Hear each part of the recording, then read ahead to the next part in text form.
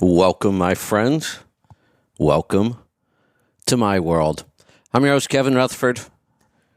It is Friday, September 9th. We are here live. It is a free-for-all kind of freaky Friday. We'll do some trucking, technology, and efficiency. I think I heard some story about Joel outrunning the Popo this morning, and he will probably be joining us. I don't see him on the board yet, but we will get there, I'm sure. So we're going to open the phone lines right now. Go ahead and jump in. I don't have a lot. I'm kind of waiting for... Oh, no, Joel is here. Guess I should refresh my board once in a while. I'm just going to bring him in right now, and we'll get started on this. Joel, good morning.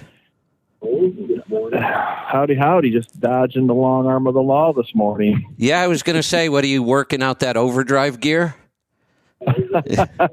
Exactly. I actually got to do that on a test track, and it was pretty fun. So, did you really?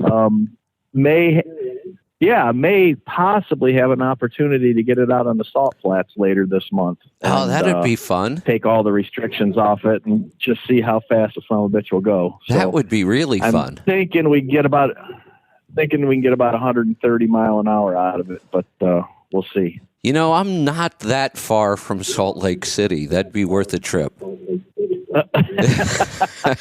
I'll let you know what they say. Yeah. I'm gonna be out in Salt Lake, I think the 22nd through the 27th.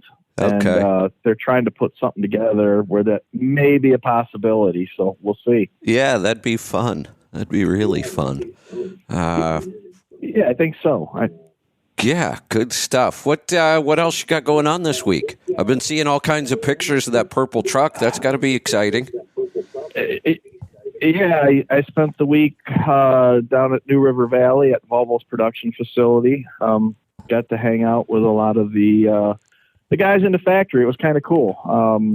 Get to talk to them, and they're all excited down there. The truck is just absolutely spot on coming out of the factory. It's one of the better trucks that I've gotten out of the factories in terms of how it is set up. So they're learning. I mean, they're starting to get the parameters right. They're starting to get things right, and without a whole lot of tweaking. And done a few hot laps with it with absolutely no tweaking, and it was pretty damn impressive. It impressed the camera crew that was riding with me. We got on at a couple of the straightaways and through some of the tight corners, and it's got the sway bar with the Primax suspension, and it sticks to the track. And I threw it into the curves pretty hard, and it kind of rolled the camera crew over the truck, and they were like, "Holy shit!" But yeah, we were getting right with it. So performed beautifully, ran really good on the way home. Now I bobtailed home, but yeah, I left New River Valley, went up to Blacksburg, across 460 through the Narrows where it's super hilly, and then up I-77 through Virginia, West Virginia, and then 33 in Ohio. So, pretty hilly, but it's done 14.8 coming home. So I was there you go. Real happy. It done 14.4 through the hilly section from Dublin, Virginia to Charleston, West Virginia, which is just about a half a mile a gallon better overall than my last test truck. And on the flat, it was almost 0.7 of a mile a gallon better. So, pretty damn impressive. That is.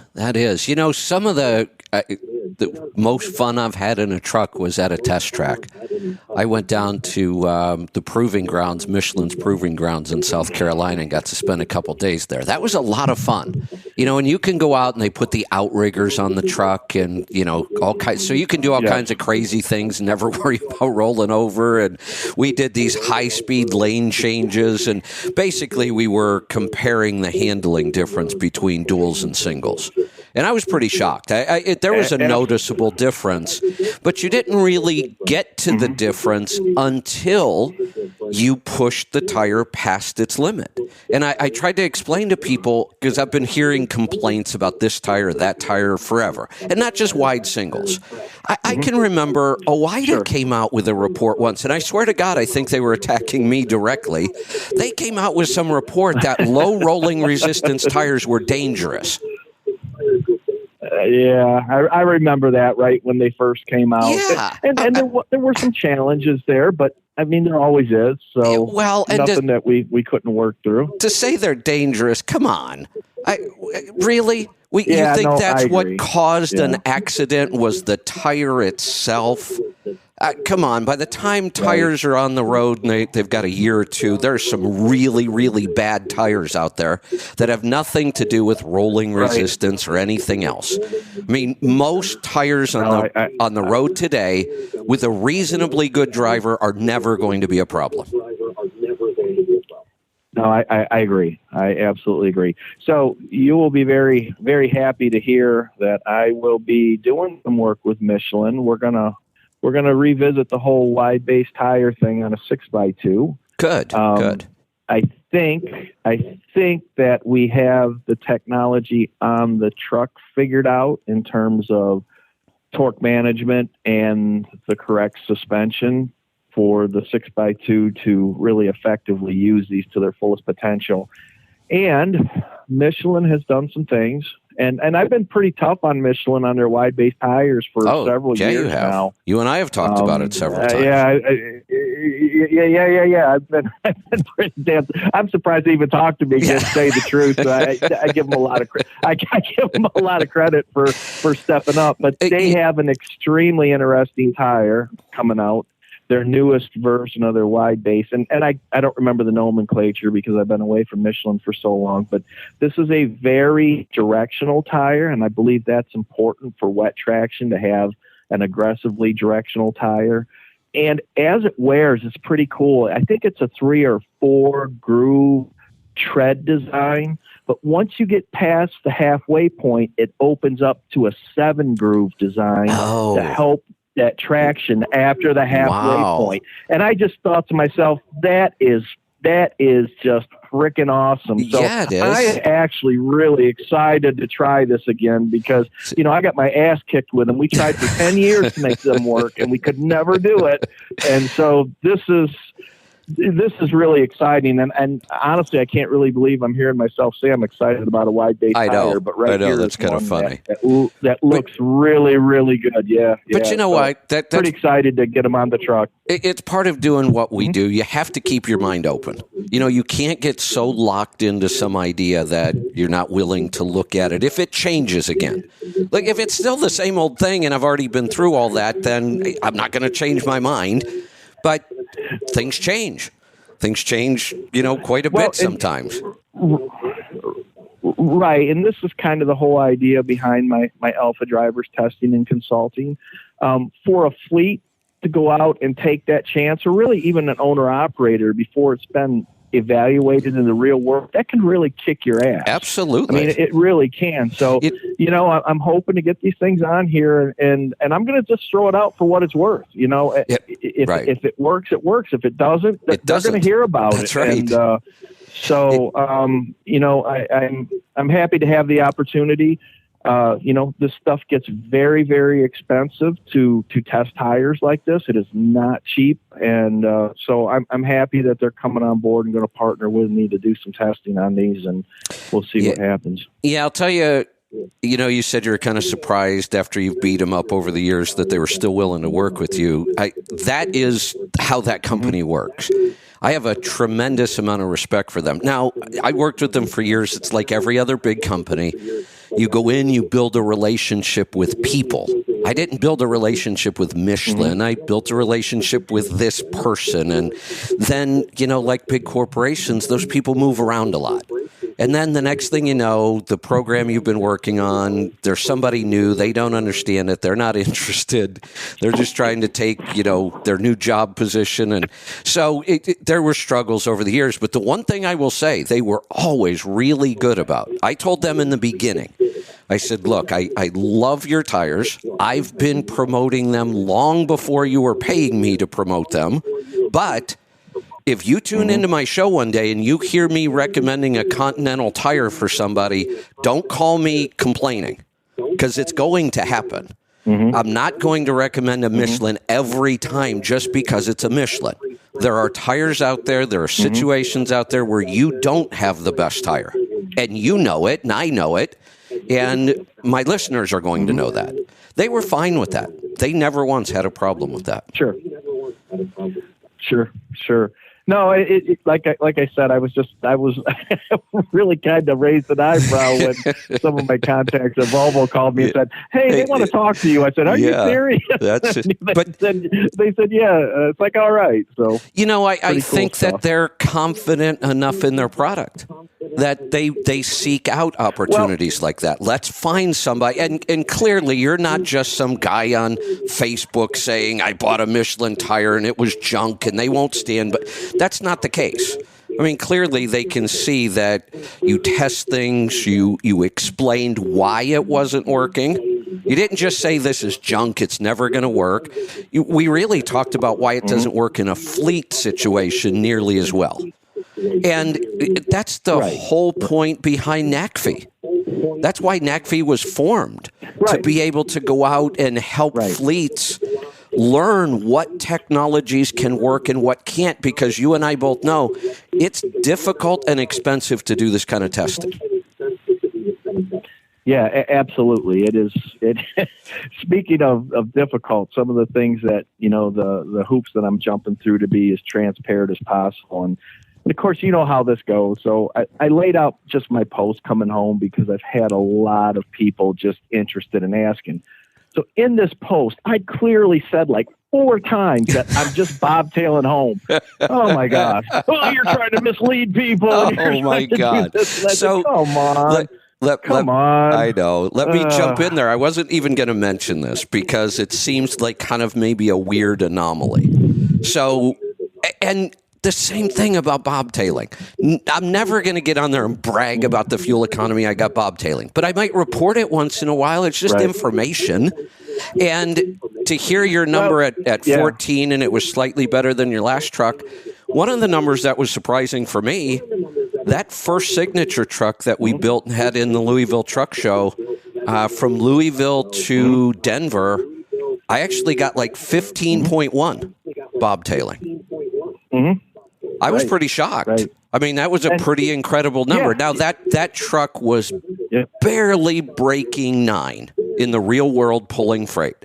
We never really got to a 30-day average at 9. We would break it occasionally, and we would be in the really high 8s. But bobtailing, that thing actually did 15. Now, here's the other thing. I was driving it like a hypermiler.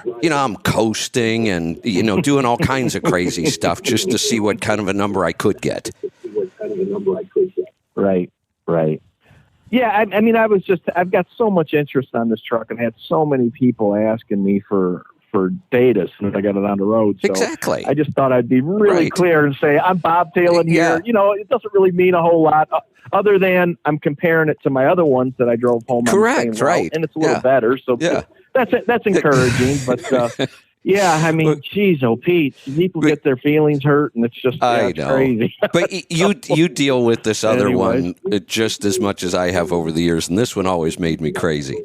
You'd post some kind of fuel number, and immediately they start asking questions. How heavy were you? Where were you? And, well, of course. Well, I could get 10 miles to the gallon in Kansas going east with a tailwind and 10,000 pounds, too. And my answer was, bullshit. Right. No, you can't. Try it. Right. It's not going to happen. Right.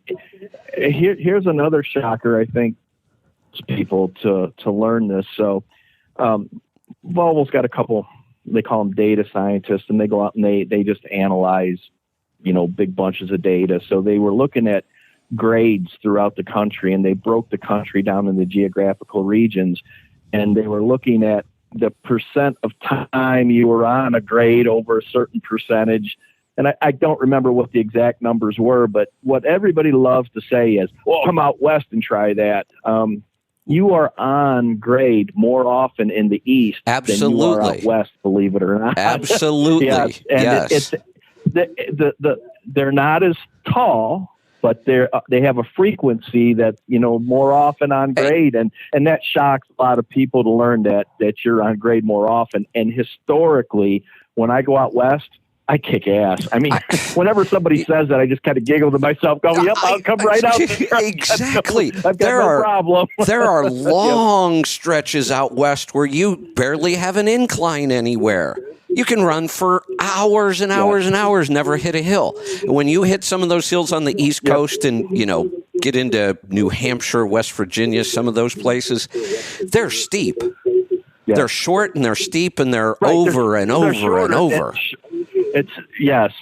Well, from Dublin, Virginia to Blacksburg, up to Charleston to Athens, Ohio, I don't think there's a flat stretch of real estate the whole way. There is either. It's 390 something miles, and it's just up and down. Up and down. Yeah. So, right, the big one you hear about is, come out and do Eisenhower. Well, after you get over Eisenhower and that, there's a nice long stretch going down. I mean, it's yeah. So I typically do much better out west, even in the Mountain West.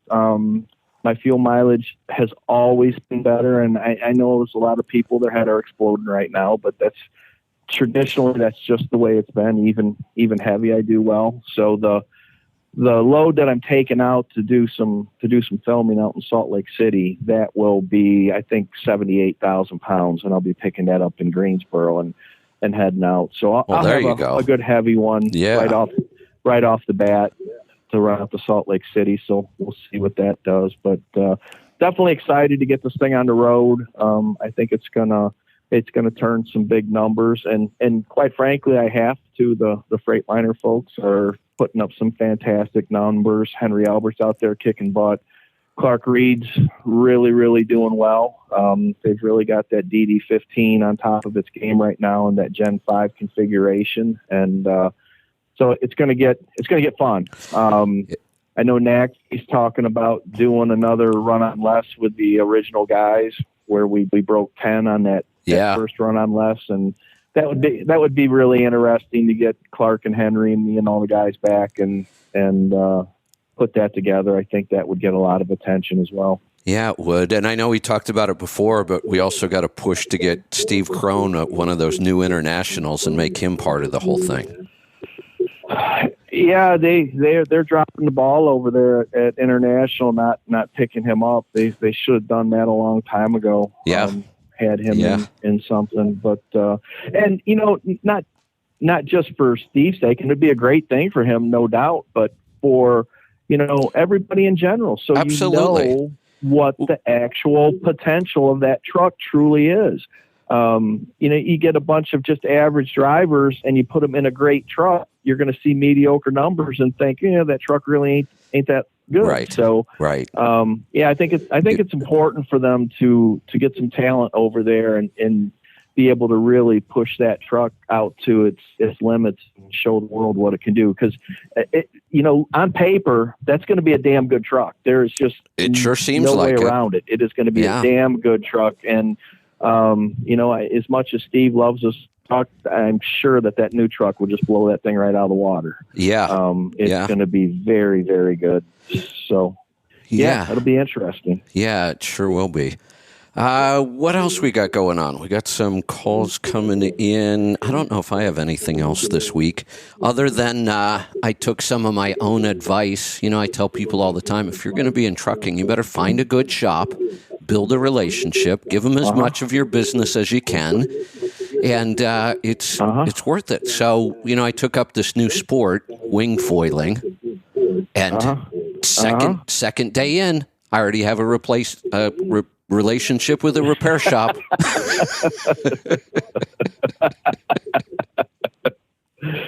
What's your life insurance company? Oh man. Yeah, I just tore the hell out of my wing. Wow. Not once. Wow. Not twice. I got to get but 3 online times. and check this out. I keep hearing you talking about it, and I have yet to see any of this go down, so I got to check it out. Oh, yeah. So it sounds fun, but I haven't actually seen it. It's going to be a lot of fun. And all these stories and complaints, these will all disappear as soon as I learn how to do this. Everything is difficult right now. Everything is a challenge. Hell, the hardest part of this whole sport is getting the... I've got an echo coming from somewhere. I got to figure out why. Getting your equipment into the water to get going. You got to carry this big board with this giant foil sticking 3 feet up, and the foil is like a guillotine. It's got so many sharp edges. And then you got to carry this wing, and you're hoping for 25 knot winds because those are good conditions. And now you're trying to carry all this stuff and all of it grabs the wind. And so I'm in the water and I'm trying to get out. I'm tired. So I've got the board flipped upside down because we're in the shallows. So you got to have your foil sticking up and you float your board along, and then you kind of fly your wing behind you. So I'm trying to tie it all up, and I screwed up. I grabbed the wing in the wrong place. The wind grabbed it, flipped it right into the foil, and I heard the big tear. And I'm like, oh, my God, it's my second day. So, of course, you panic, and I grab it right away, and I try to pull it off of the foil. This is a wing, and the wind's now blowing 25 knots. 6 people wouldn't have been able to pull that wing off of there. But I managed to get it off just enough that when the wind grabbed it again, it made a new tear. And then I did it again. I pulled it off, and the wind grabbed it and made a third tear. And I'm like, oh, my God, just quit. Just stop. Wow. Wow. Yeah, it sounds like you had a few challenges. Yeah, a few challenges. So now I got an email this morning.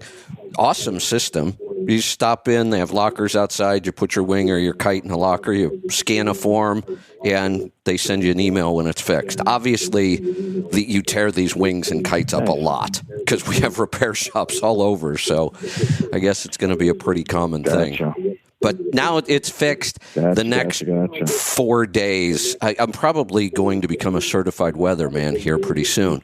Now I'm a freak about the wind. Yeah, so the next 4 days are just awful. Just awful. There's wind, but it's all screwy and wrong direction, and yeah, it's a mess. So no winging this weekend. Gotcha. Well, good. You'll have time to pack me up a Fleet air filter and send it to me for the truck. And there you go. I have got to get on fuel. I got to get this thing on fuel gauges. What else do I need to do? There's a couple of things that I needed to talk to you about too, as far as this the truck goes. And we talked about your other one, your profit gauges, possibly doing something with that as well as we get started here. And there were a couple other things and I can't remember. I mean, I've just had so many things going on. It's just been crazy. But so I'll touch base with you on that. I want to get that Fleet air filter coming. Sounds good. Get in the damn thing, and we'll go from there. But all right. Let's take some calls from some people if we've got anything on the board. Let's do that. Let's go to Michigan to get started. Ron, welcome to the program.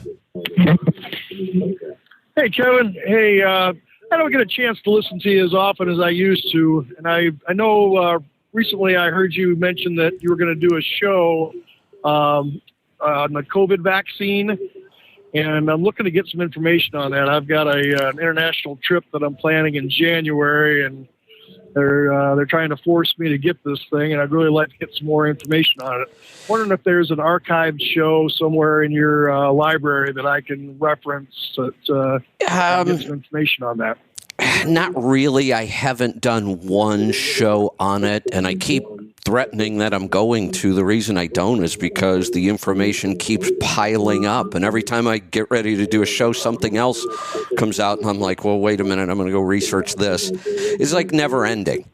So, but I can give you a really good resource if you just want to go get Most of my information starts with just like one person, and then of course I follow up and go make sure. So almost all of my research at least starts at this place. So look up. It's on a site called Substack. So Substack is a platform, and then writers and journalists and that kind of stuff, independents use it to kind of like a blog post kind of thing. So it's Alex Berenson. So it'd be like, if I remember, it's like alex.berenson@.substack or something. But if you just search Alex Berenson Substack, you'll find it. You can read most of his stuff free. A lot of times what he'll do is he'll kind of give you half of the article, the gist of it, free, and then there'll be another piece behind a paywall for subscribers. I subscribe, I don't know, it's like, I don't even know, $50 a year or something. I don't know what it is.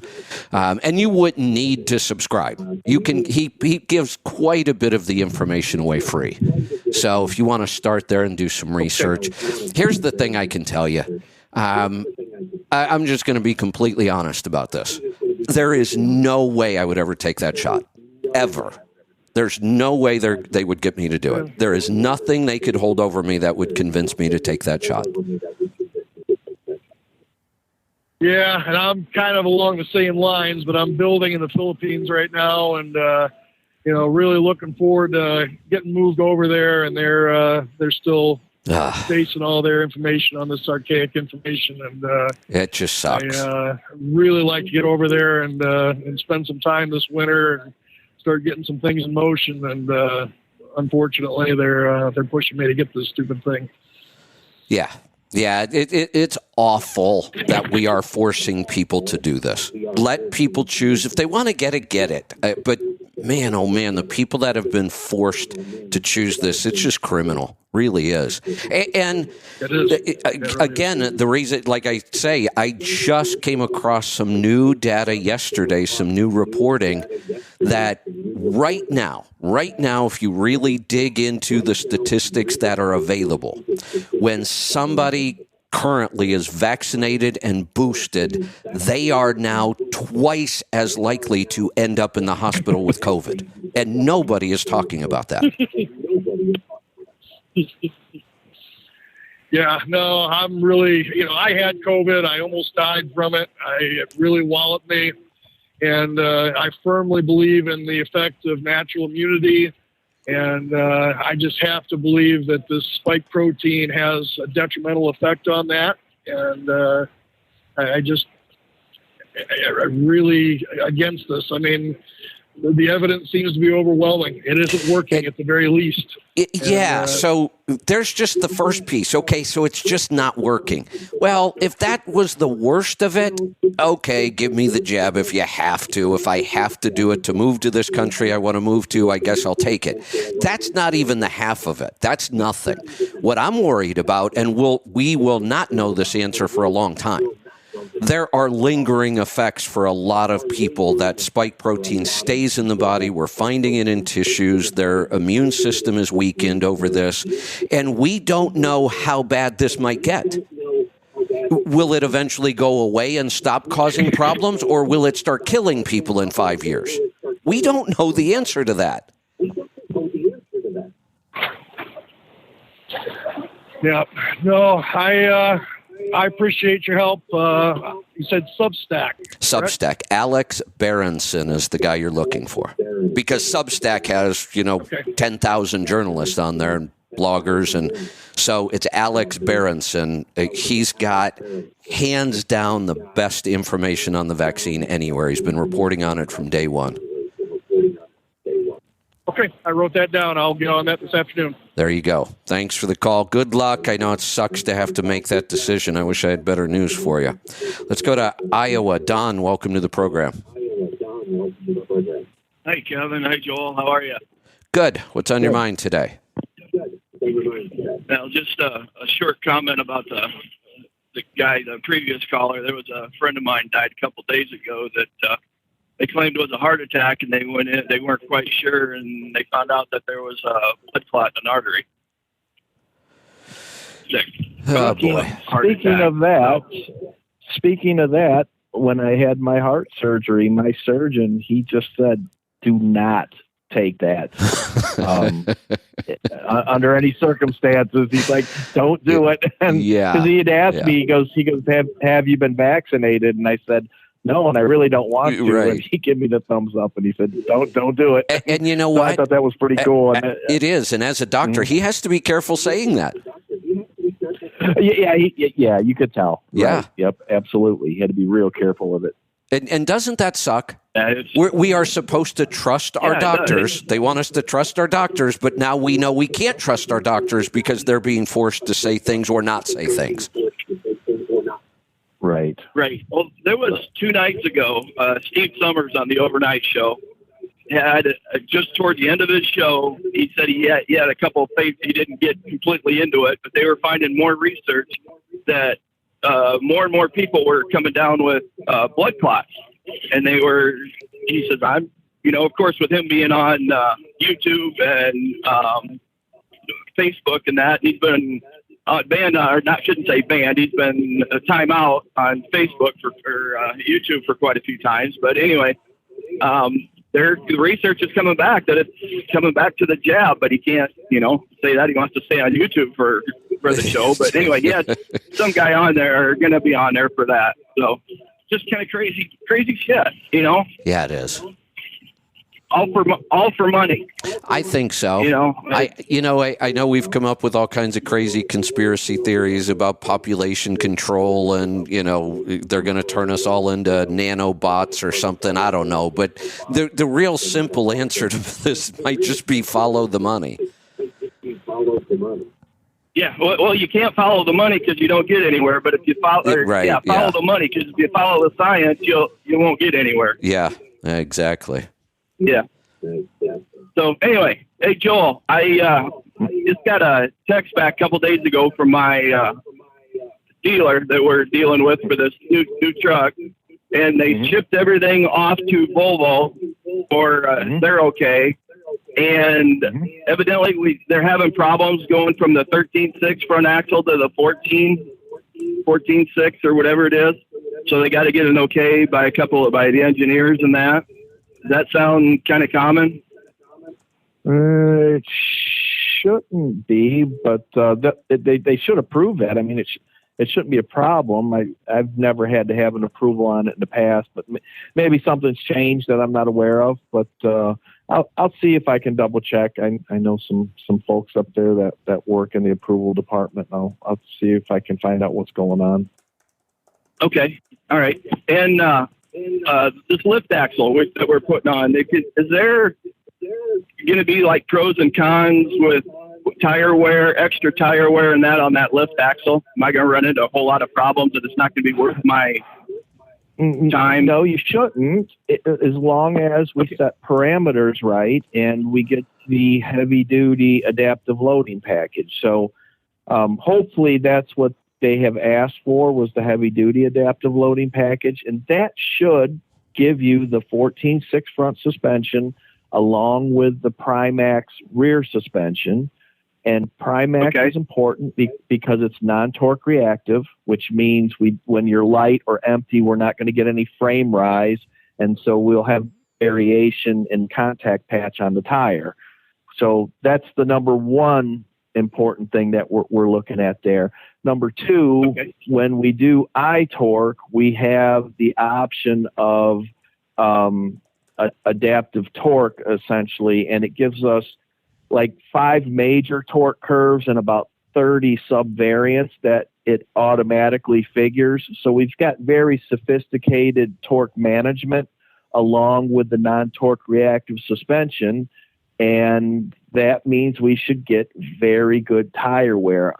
I have never had a tire wear issue when I have the spec correct. If we just open up the horsepower and don't set the parameters and we put the standard Voas suspension on it, you're gonna burn through tires. That's just what's going to happen. So we definitely want to make sure that we've got the spec nailed down 100%, so you don't run into that situation. And Yeah, you get out to the truck stop and you start talking to people about 6x2s. You're going to hear all kinds of horror stories, and they are based in reality, but they're based on a poorly spec truck with crappy parameters. And, you know, when you get it right, you know, the devil's in the details. And when you get it right, you're just fine. If you don't get it right, you're going to pay the price. So let's make sure we get this right, I guess.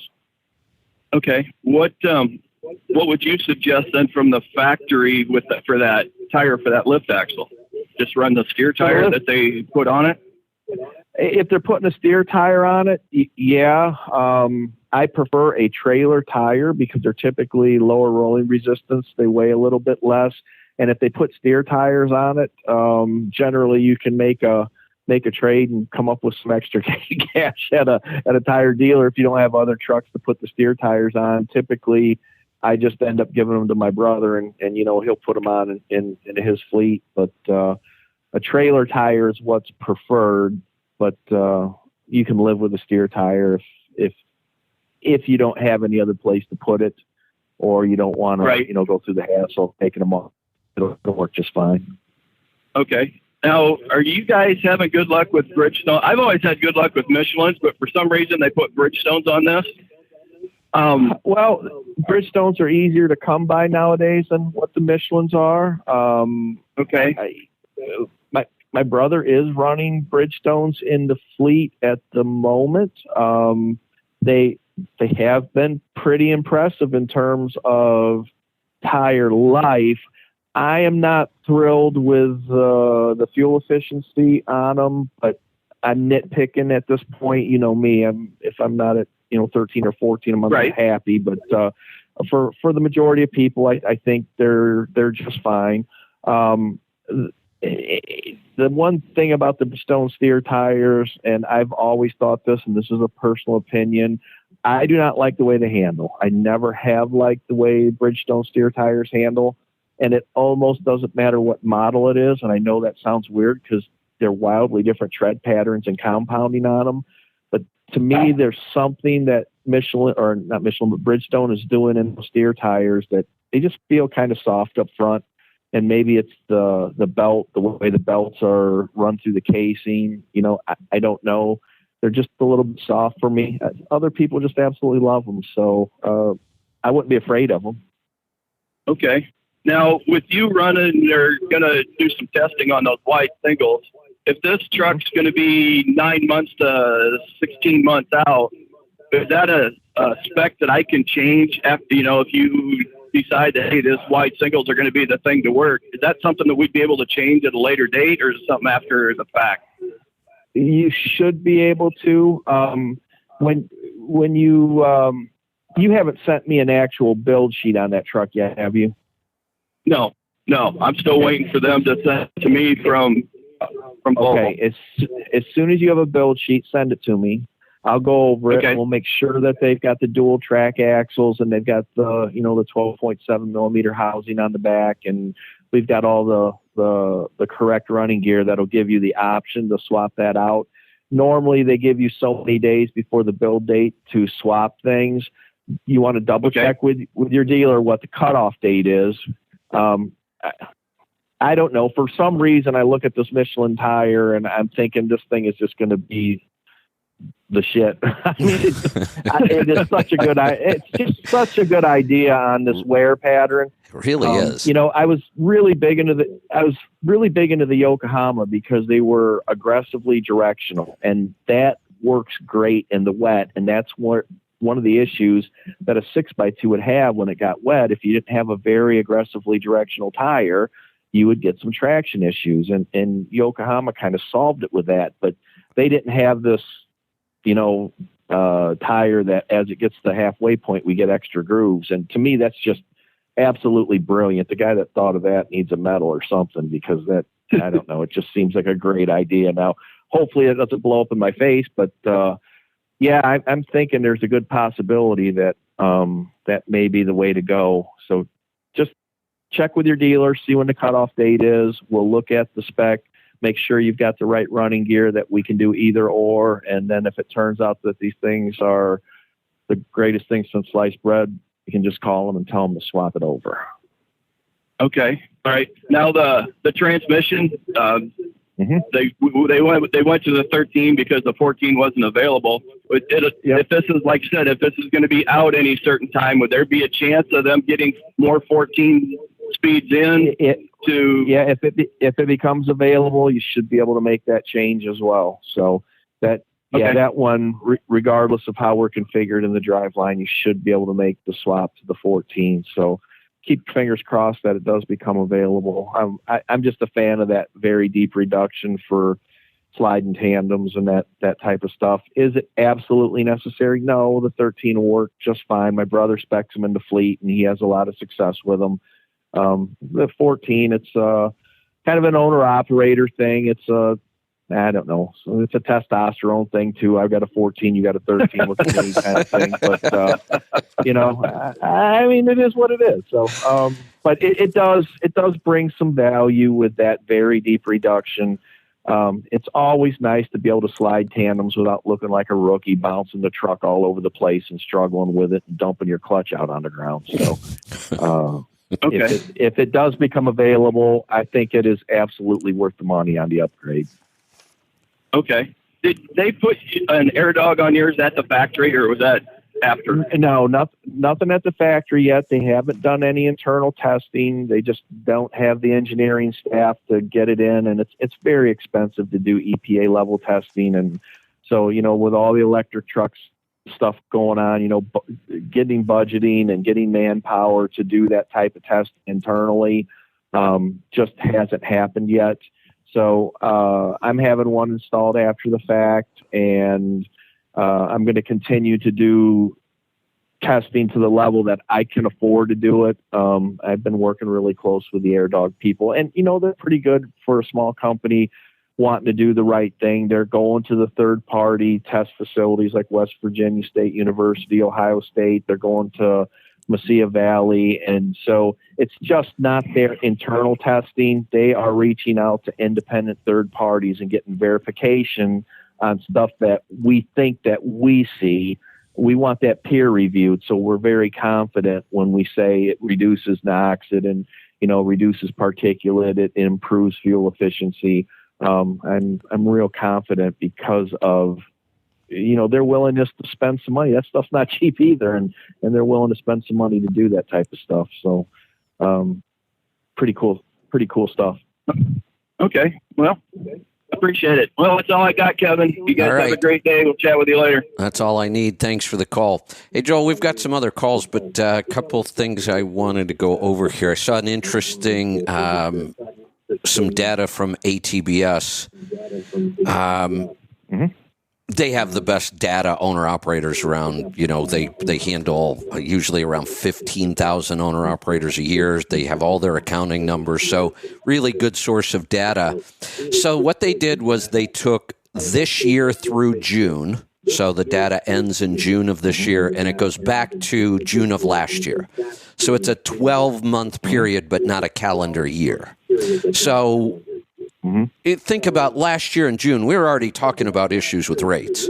Things were already starting to come down this time last year, by June last year. The interesting thing is, in that 12-month period, owner-operator net revenue only fell $1,000. That does not surprise me.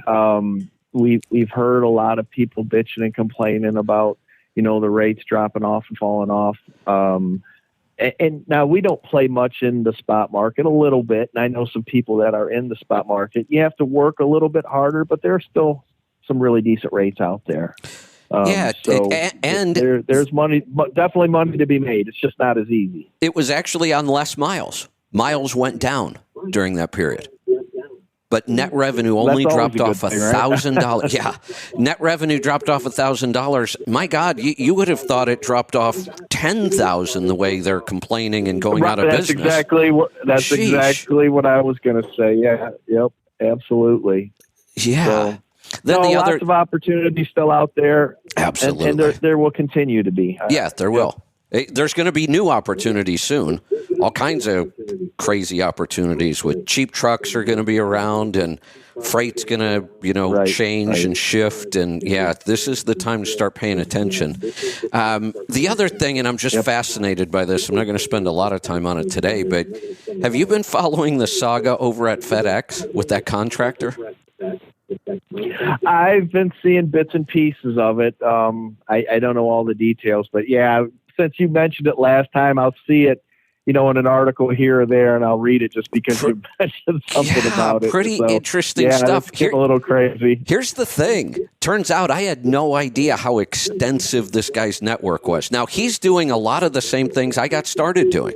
I was doing this in the early 90s. I was working with the van contractors over there and the line haul contractors and doing their accounting, and thought about putting together a buying, consortium kind of thing. And then I actually started moving away from the accounting back in 2007 with the show. So then I sold my contract there. But this guy's, man, oh man, has he built an empire over there. It turns out that he has, what did I say? It was like 275 trucks and like 225 employees. That's the trucking part of what he does. Turns out the trucking part of what he does is only about 10 to 15% of his revenue. Oh, wow. Yeah. Somebody estimated he's probably clearing more than 10 million, not clearing, generating more than 10 million of revenue with his other businesses.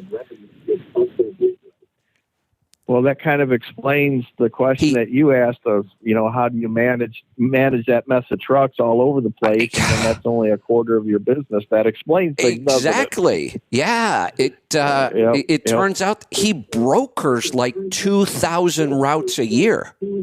So he brokers these routes because all the van guys, the line haul guys, everybody over there is allowed to sell their route. They own their contract, and you can sell your contract. I sold mine, and it was pretty darn profitable. But he brokers about 2,000 a year and takes a cut out of that. That's a lot of routes to broker in a year. Yeah, it sure is. I mean, think about that. He's brokering like 5 routes a day. Yeah. Yeah. Wow. That's a full-time business in and of itself. Wow. Yeah, it sounds like it. I mean, he's generating some pretty damn decent revenue. So here's the interesting thing. Especially when you don't have to have assets on the road to generate that revenue. That's pretty cool. Here's the interesting thing. FedEx, they're we got a pissing contest going on here. He comes out and says, if FedEx doesn't change, I'm going to cancel my contract in November, right at peak. And FedEx said, oh, hell no, you're not. We're canceling your contract now. And they canceled him. But they can't get rid of this guy. They'll never be rid of him. They'll do it slowly. Right. They'll have to work them out slowly. And you can bet your ass there's going to be all kinds of new rules about this stuff. Yeah. How do you? He's got him over a barrel, huh? Yeah. If he's brokering 2,000 contracts a year, whatever the number is, he's got, thousands and thousands of these guys. Oh, he leases vans. He's got a whole van leasing operation. He sells and leases vans to these guys. He is so wrapped up in their network, there is no way they can get rid of him. Yeah. Yeah, it sounds like being pissed off at a family member. What do you do, right? Yeah. Yeah, it's kind of I just find it kind of a fascinating story. Yeah, since you lived it, you understand exactly what's going on there. It is pretty interesting. Yeah, he's. At first I was like, boy, he should have just shut his mouth. Why is he poking the bear? Well, now I understand why he's poking the bear, because he can. Right, that's what I was going to say. Because he can. That's exactly right. Yeah. Wow. The little guy's not the little guy in this story. It doesn't sound like it. Yeah. That is interesting. Yeah, so I'm going to keep an eye on that. This should be an interesting peak season over at FedEx. I mean, it's a big enough story. Yeah, UPS is now commenting on it. I'm sure they're laughing. Yeah, they're probably over there giggling. They're giggling. Look at that! Look at that! I'm sure they are. Yeah, they're going to be sending the contractor bonus money to help him out or something. Yeah, exactly. Let us help you out with your legal fees. That's right. Oh man! Jesus. All right, let's get back to some calls because they are piling up. Let's go to Illinois. Tim, welcome to the program. Hello, guys. So my question is about, I have a 2013 Volvo, the D13 engine, and a couple of years ago I had injectors put in. The injectors lasted about 10 months, and the dealer replaced them free. And then about 9 months after that, the injectors went bad again. And so they're saying, well, sorry, we only pay for one. You're going to have to pay for another.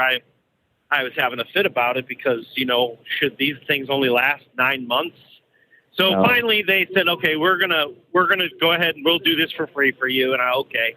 6 months later, this was in June of this year, they went bad again. And so they're like, well, what are you doing? Well, what do you mean, what am I doing? I'm driving the truck. That's it. That's all I'm doing. And so they had to go and do a whole thing and send it to engineering, to Volvo, and they're like, yeah, well, the injectors are bad, so what we can do is we're only going to, we'll have to charge you half of it, and we'll do this time. Okay. So they did it, and now 3 months later, they're already starting to go bad again. So what is causing this? What is the problem? Have you heard this before? Yeah, we see it all the time. So typically when we see this where it's just one right after another, there's two things that we look really hard at. And what we most often find is when you're getting ready to install everything, you have to get that bore just absolutely spotless in there. And oftentimes when you get a warranty job, it may not be the master mechanic on it, it may be the new kid, and they're not getting the bores clean enough. There is a specific protocol that they use to install them, and that has to be followed exactly. And a lot of times they'll get sloppy, and that doesn't happen. So that's the number one reason we see this happening over and over. The other thing is something that we talk about all the time on here. It's the exhaust plungers not being verified, adjusted, Loctited. It just throws the geometry of the overhead off. And what happens is it causes that injector to rock on the cup, and boom, you're putting new injectors in it. So I would be interested to see if you can find out if on every one of these injector jobs that they done, if they verified those exhaust plungers were correct in adjustment and that they were either Loctited or upgraded. Because there is a laser welded fix for that. It's not really I don't want to say fix, because they purposely made those exhaust plungers adjustable, so you had a more level of adjustment on kind of both sides of the overhead. And so you kind of adjust the valves, and they thought, let's put some adjustability in the exhaust plunger, because the Volvo unit injectors, they developed more injection pressure. They were right on par with common rail for the longest time. And so they thought we've got to have the adjustment right in order to keep these injectors in the head. And the problem is everybody kind of ignored the exhaust plunger, and it became problematic for them. My experience is if you have a clean bore, if you have a verified exhaust plunger, it's set right, it's correct, and you do the overhead on an annual basis, regardless of miles, you do it once a year, and retort the injector hold down bolt, we just don't have problems with the injectors like you're describing. Occasionally you'll lose injectors, but all diesel engines do. But when you're going through them like this, it's going to be either a dirty injector bore, or somebody's not following the protocol on the installation, or you have the exhaust plungers have not been properly checked. The So those three exhaust things punches, is that checked? Sorry, I was just wondering. Is that also checked with the overhead? Because they're telling me that they're doing the overhead. Oh, okay. Sure, okay. they have to do the overhead, but it just seems like for whatever reason, 99 times out of 100, when they're doing the overhead, they don't want to go through the step of pulling that plunger out and disassembling it and inspecting it and putting it back together and Loctiting it and make sure it's an adjustment. It's, my guys do it in our shop. It's really not that big a deal, but I suppose if you are under warranty, maybe the warranty says you're only going to get paid to do this, this, and this. Maybe that step's not on there. I don't know that, but that's something that we really pay a lot of attention to. Of course, we're almost out of the whole unit injector thing. We're almost all common rail now, and it's not a problem on the common rail engines at all. So, well, I go to the same dealer, and not only that, the guy there is like, well, we're going to have to get with engineer. I mean, they had my truck for 10 days to decide that it was finally injectors, and they had to get, word from engineering and what's going on and what are you doing. And when it was terrible too, because when I picked the vehicle up after 10 days, they forgot to put the coolant back in. So that alone was telling me something's not right. And they're like, it just happens. People are human. Oh, okay. But nonetheless, I'm down all this time. I mean, four times in like 2 years, for a week at a time and paying for. Where are you located? Where are you City, located? actually. Oklahoma City. Do I know anybody out in Oklahoma City? I know two guys. One's in Madison. I think he's in Madison, Wisconsin. In that area, and then Clint Bankston out by Greensboro, North Carolina.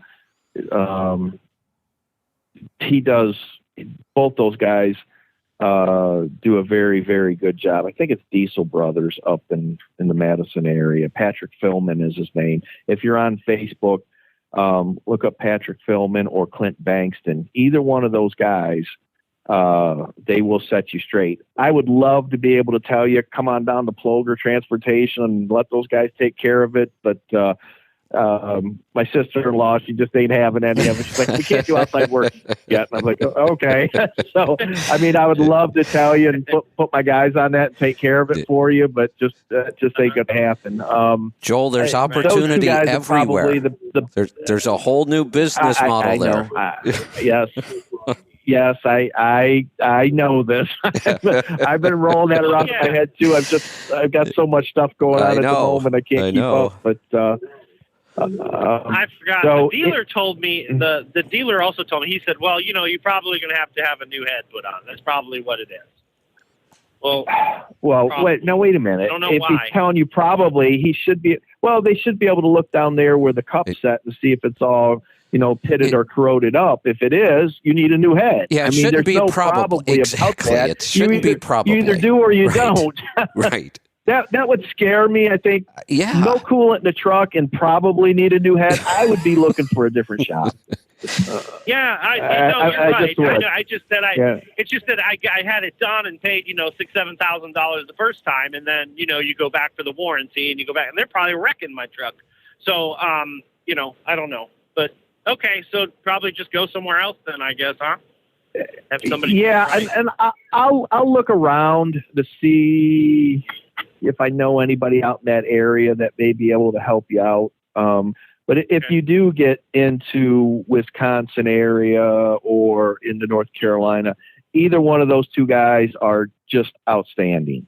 They will absolutely take care of you and get those injectors right. I got a lot of confidence in both those guys. But now, if I brought it in, would they have to replace all of the injectors as well, or are they able to establish? You know what? They're going to have to look at it, and they'll have to look at it and see what's going on. They may pull them out and look down in there and go, yeah, you need a head. They may say, no, you don't. This is what we need to do. But at least they understand all the steps you need to go through and how to do it right. Both those guys are Volvo guys from way back. I think both of them actually were at a factory or at a dealership for a while, and they know what's going on. So I'm already 3 months. I'm already having hard start problems already. So it's ridiculous. Well, and another thing here that you may check, and I've seen this multiple times, and I don't know, as some reason dealers don't do this. So you have what they call an overflow check valve on the head. And this overflow valve, it's just a ball and spring, and the spring gets weak. And in order for a Volvo with unit injectors to run properly, you have to have X amount of fuel pressure in the galley. It's not a rail, it's a galley. Before the unit injector. And I think that number is 60 pounds. It's been a while, but I think it's 60 pounds. We were having multiple hard starts on trucks in the fleet years ago. And I got talking to some of my engineering friends, and they go, well, have you replaced this check valve? And we didn't even know about it, never heard about it. And of course, we've never replaced it before. And he said, yeah, hook up your little OBD reader, see what the pressure is in the galley. And all the trucks were in that 40 to 45 pound range, which was too low. And we thought all these trucks needed injectors, just like what you're going through. And then we replaced that damn check valve, that overflow valve in the head, boom, pressure at 60, trucks all ran fine. Any reason, though, that so if you thought it was the injectors, it was low fuel pressure, but so if you did, like when I replaced the injectors, the truck runs perfect, it's fine. So what happens? Does the pressure go up after you replace the injectors instead of that valve, that check valve? It's hard to say. What makes it go later? Here's what they can do in order to verify that the injectors are bad. They should hook a clear line up to the fuel return, and we always put like a black piece of construction paper behind it and shine a light on it.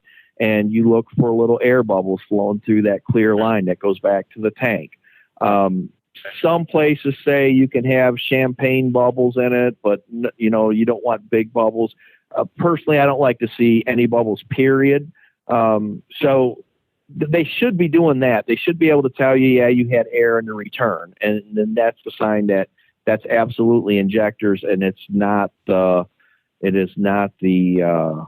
check valve on the head.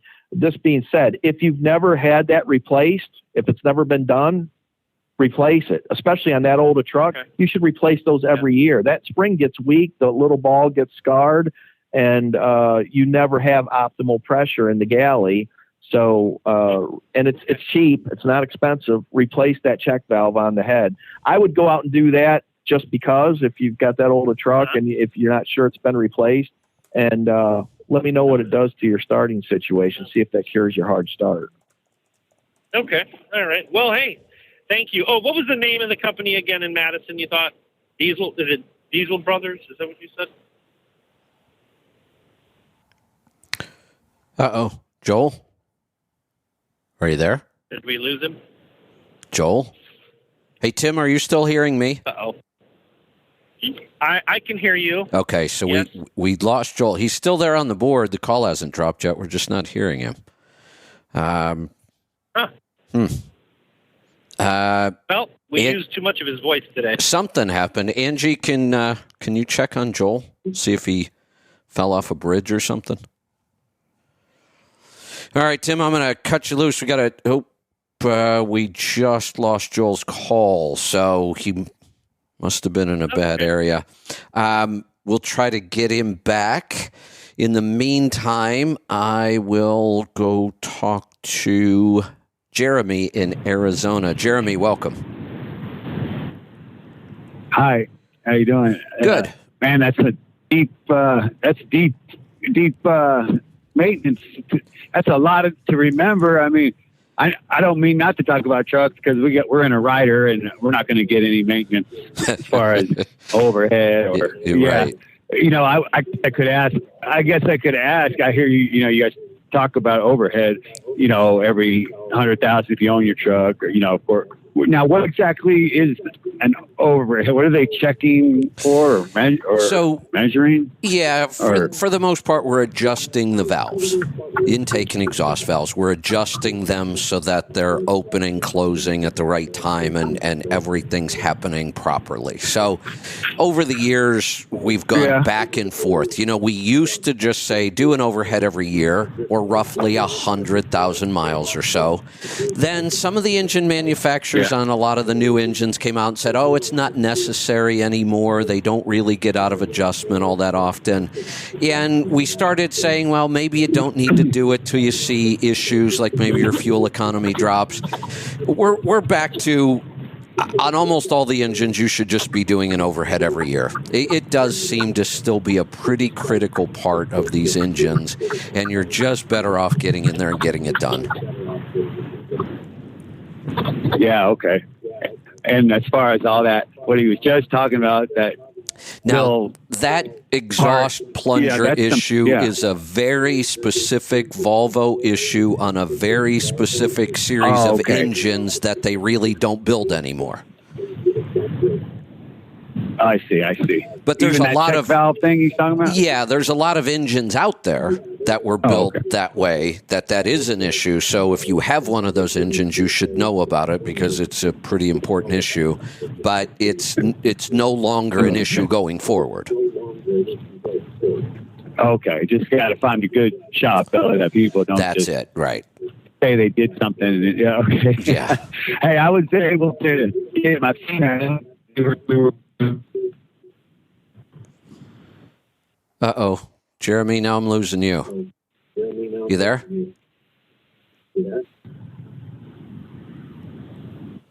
Oh, boy. Jeremy? I can hear myself echoing back off his phone, so I know he's still there. Hello. Oh, there you are. Hi. There he is.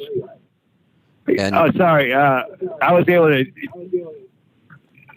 do some body surfing near San Francisco. Okay. And this time around, the other day, and we went down towards Half Moon Bay. That's where Mavericks is. That you heard of that? The big surf place when it gets big. Yep. Yeah, okay. Well, it wasn't big, but and there was the guy going out, or two guys going out with their foil. So I thought was pretty cool, without the wing. So I just thought of you, maybe, you could, they were catching swells, and able to, without any wind. There was no wind. So I guess that's why they didn't have their foil, but they were still able to kind of get a longer ride than. Yeah, the foil part of this is really catching on in other water sports. So on surfboards now, the foil actually changes the way the surfboard runs in the water. And I've seen people out here on the river without a wing using a board with a foil, and they actually ride in the wake of the big tugs and barges and everything, and the big tour boats going down the river. They actually just ride the wake. Wow, that's cool. Yeah, I didn't know if you could, you could go down to the beach, go west, I guess. Well, sometimes. Yeah, one of the things I've been thinking about is that where I live, we have awesome wind once you're experienced and you know how to do all this stuff. People love the wind here because it's erratic and it gusts and it's just more fun and exciting. But it's hard to learn in those conditions. So I thought I should just run out to the beach.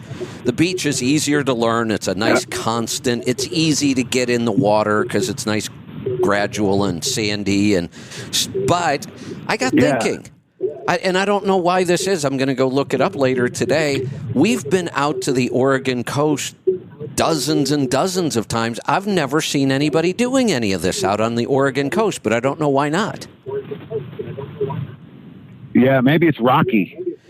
Yeah, I mean, we have nice sandy. Maybe it's hard to find. Yeah, we have nice sandy beaches in a lot of places on the coast that we've been to. All right. But I got thinking about this. I'm like, wait a minute. We've been out there a bunch of times. Why do I not? Every other picture I see of people foiling and kiteboarding, it's always at the beach. But I don't know why We must. I don't know. I'm going to look it up later because I got thinking about it. I'm like, well, All right. yeah, I'd like to just go to the beach and learn how to do this. It'd be easier, but I'm not sure if it is here. All right. If you do, yeah, I'd like to see that video. Oh yeah, there will be videos here soon. All right.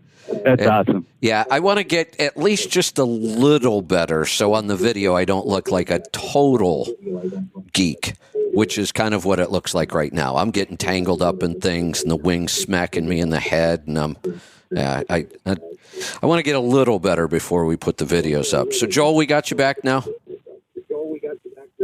I think so. All right, you're there.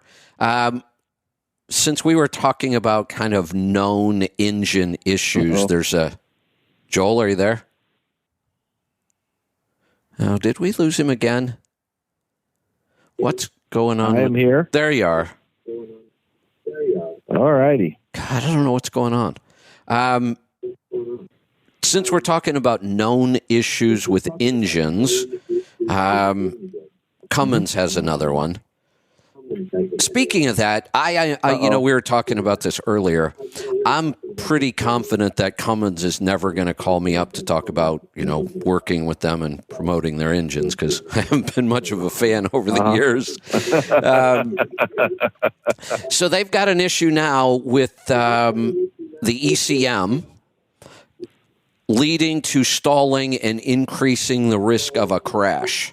They, I guess, in a certain run of trucks that were built between May and June in 2022 this year, there's a screw in the ECM that backs out, presses into the circuit board, and wipes out the whole ECM. Oh, wow. Yeah. Jesus. Yeah. Wow. And you're not getting the fuel pump don't get you, the ECM will. Exactly, yeah. And when it happens, the engine goes dead. That said, you will not get this engine restarted until you replace the ECM and the fuse, because I guess it takes out that inline fuse at the same time. But, I wonder how many shops are going to struggle if they don't know this. Right. Yeah, exactly. So if you have a 2022 X15, X12, L9, or B6.7, you might want to check on that and see if you're in that recall. That's something you'd want to get taken care of pretty quick. It sounds like it. All right, let's grab some more calls. Let's go to Wisconsin. Jeff, welcome to the program.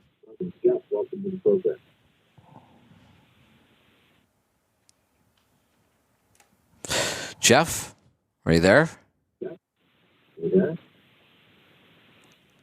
What is going on with the phone? I'm going to put that call back in the queue, and we'll try Florida. Tony, are you there? Tony? Hey, Joel, can you hear me?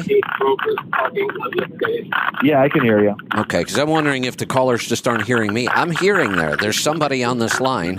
Tony? Yeah, I'm here. Okay, come on back to your phone. You sound like you're a mile away. Oh, what if that's the earpiece? Oh, well. I hear you just fine. Yeah, I can hear you, but barely. Sounds like you're a long way away from your phone. All right, what if I use the smart nav? Is this any better? That's better, yeah. Now we can hear you. Not really. I'll just pick up the damn phone. This is probably good. Tony from I Hate Brokers Trucking. I'm just kidding. I made it over. I'm just kidding. I left my address. You could come kick my ass. There you go. Yes, made it over from the other. Glad to talk to you on this new system. Yes, I made it over. Got a profit question just for my fellow mathematicians out there that here you can make more money by going slower. Okay. Tell me that we are saying that on the same load, this is the same load, we are going to make more if we go slower because we save fuel. We're not talking about the extra miles I can go by going faster because I'm going to win on that one, correct? If you try to use a pure math calculation around speed, you will get skewed results. And it looks better than it really is. If you try to use that, well, if I drive 75 miles an hour for 10 hours, I get 750 miles. And if you drive 60, you only get 600 miles. The math works. I mean, that math is correct, except the math doesn't translate to the real world. It never works out that way. It doesn't account for traffic. And delays and, okay, you got to your shipper, but nobody's going to unload you for 3 hours anyway. The real world tears those numbers apart. Here's the other thing that happens, and people have a hard time understanding it. If my top speed is 60, my average speed, I'm just going to use numbers that might not be totally accurate, but you'll get the idea. If my top speed is 60, my average speed might be 50. There's only a 10 mile per hour differential. If my top speed is 75, my average speed might be 60. There's a 15 mile an hour differential. And that matters. And people don't ever take that into account, and they don't understand the math. But I can promise you this. Every time we've had somebody do a long-term test on this, so they ran at least 3 months, and we really like to do this for 6, at a certain speed. You know, their max was 75 for the first 6 months we did this. Then the next 6 months, their max is 60. The amount of miles they get almost doesn't change. That's Okay. right, too. I'm just making sure that these guys that are listening that are saying, "Oh, this guy's an idiot. Well, I'm going to get another load by the time you get empty." Hey, you know, Tony, you're going to lose money because I can go 200 miles extra. Right. So, yeah, we're good on that. They say it all the time. It can be disproven easily. We've been disproving it for decades. Now, you mentioned something that I do want to address. A purely local operation. You start in the morning, you end at a certain time that day. Sand and gravel, aggregate, that kind of stuff's a great example of this. If I'm running sand and gravel, and it's let's call it a 60-mile round trip. And if I slow down to get better fuel economy, I get 4 trips in a day. But if I really push it, if I just drive like a maniac, like most of those guys do, I can get 5 loads that day. All bets are off. You should probably drive like a maniac and get that 5th load. But in an over-the-road operation, it doesn't work that way. Okay, good. Because my age-old question always has been, okay, you'll see a load out there 3,000 miles. You don't get as much per mile, but it's more miles. Okay, is that one better than Not in staying in book. Florida and not using all your hours, but getting one that's more per mile but less miles?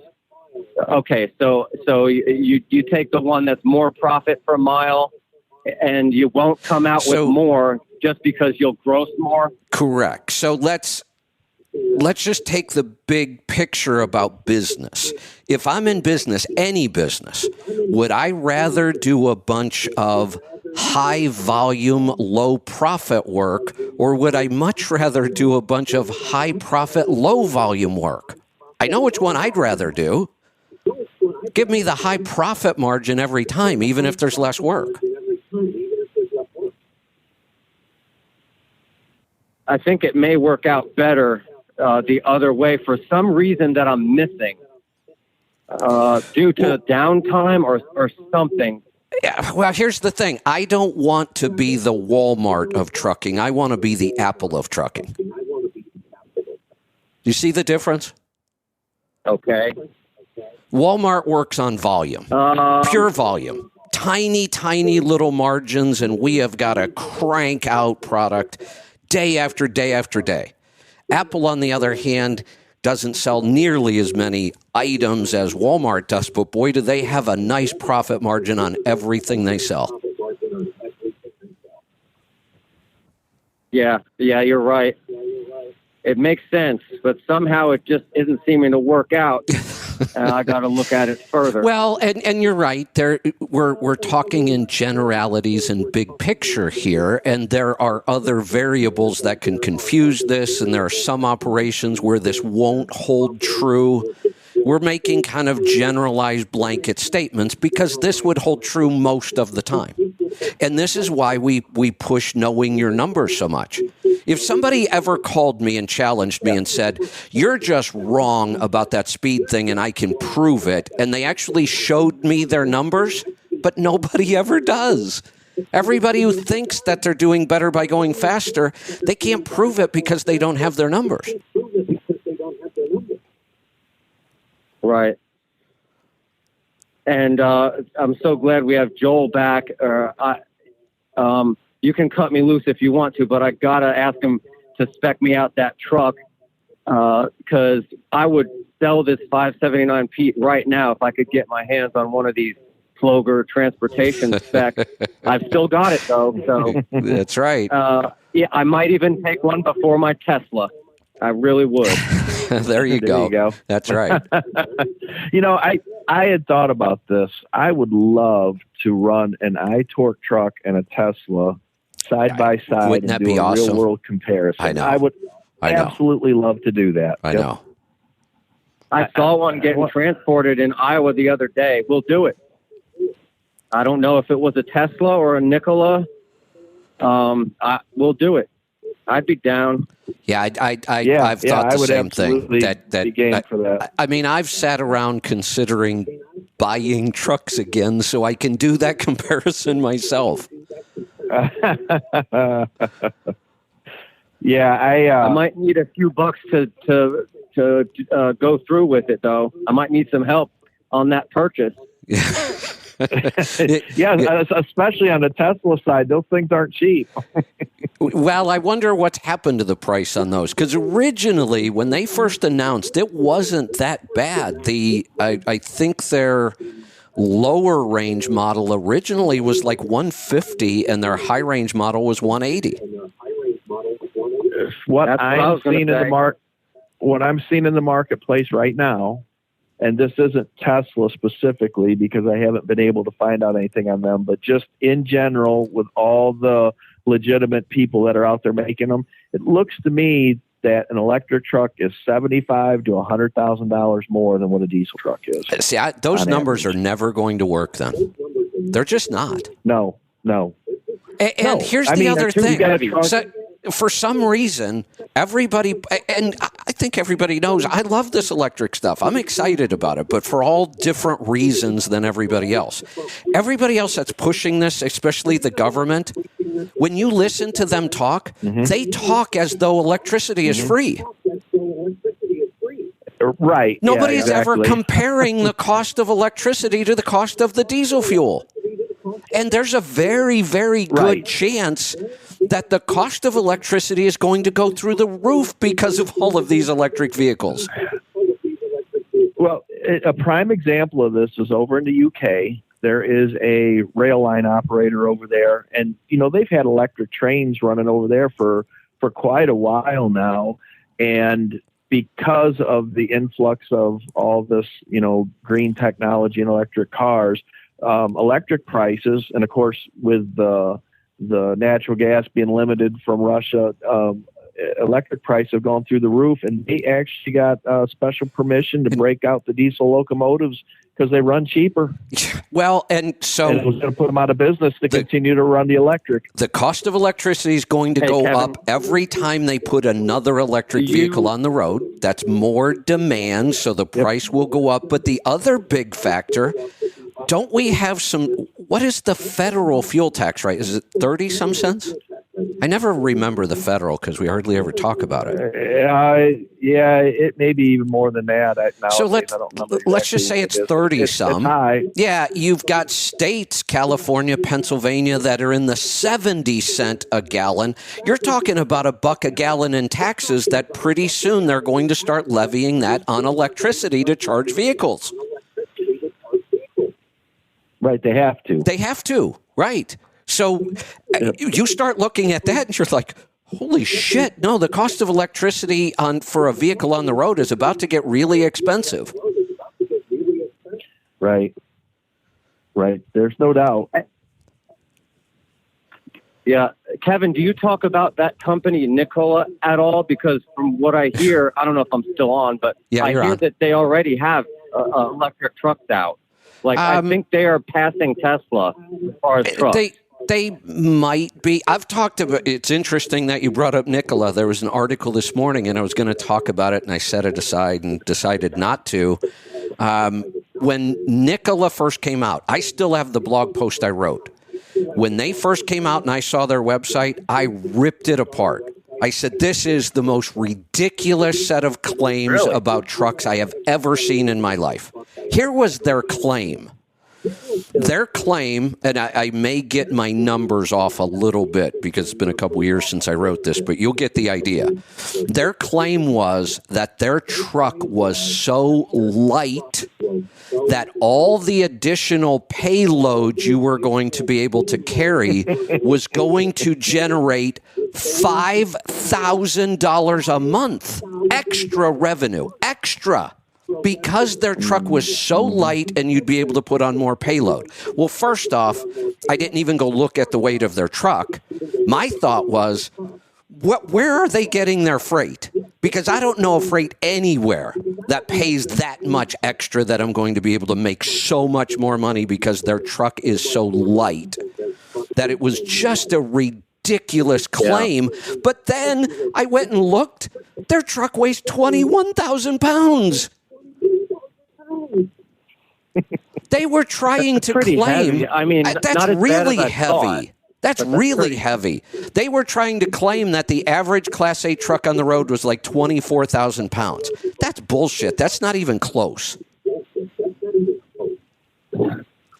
I could make a joke about how Joel's truck is 24,000 pounds, but I know it's not. Joel, don't you think that we could probably build a tractor today in the 16 or 17,000 pound range if we tried? Yeah, Jamie Hagan's getting right down that low on some of his stuff with sleepers on it. He's getting fairly low. My truck out of the factory with a quarter tank of fuel was at 18.9. Yeah, so their 21,000 was such a ridiculous claim. And back then that truck was like $400,000. And they had this crazy lease deal where you didn't even pay for the truck or maintenance or electricity or anything. You just paid this flat monthly fee. And hey, Kevin, does it have a sleeper? Yes. Does it have a sleeper? Well, they actually have multiple models. I believe they've got a day cab that might even be out on the road now. But the original truck they were talking about was a sleeper. And so when I started talking about it, we were calling it vaporware. I was saying this truck isn't even real. I don't know if this thing's ever going to see the road, but something is really wrong with this deal. Well, the CEO is in court. He's being sued. The original CEO, Trevor Milton, they had massive lawsuits against him for fraud. Most of the promotional pictures you saw of the truck going down the highway, they weren't real. The truck didn't run. I figured that.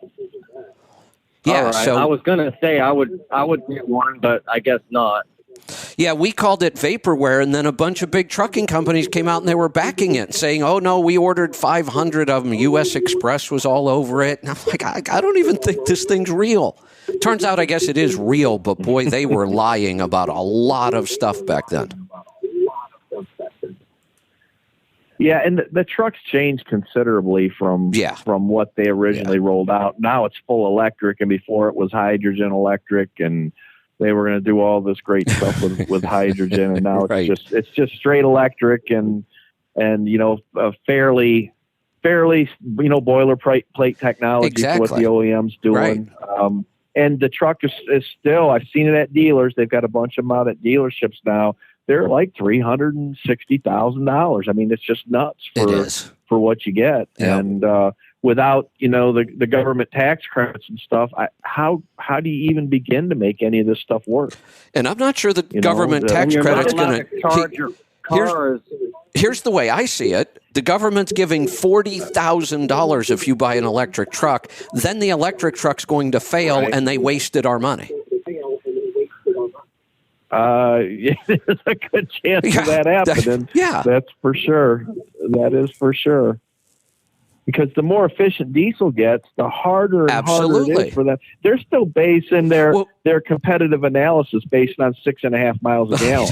I know. And you know, Kevin, what's the one thing that you've always bitched about? You've always said, "I'd never have a truck with single tanks because I want all this range. I hate to stop for fuel." Right. The ranges they're talking about on these trucks are not impressive. Some of them at are all. awful. And even my truck with a single 150, just based off what I ran the other day, I'm at half a tank and still have 950 miles left in the truck. Yeah. And that they would have to recharge like 4 times in that time frame. And the PACCAR electric takes 8 hours to charge to go 150 miles.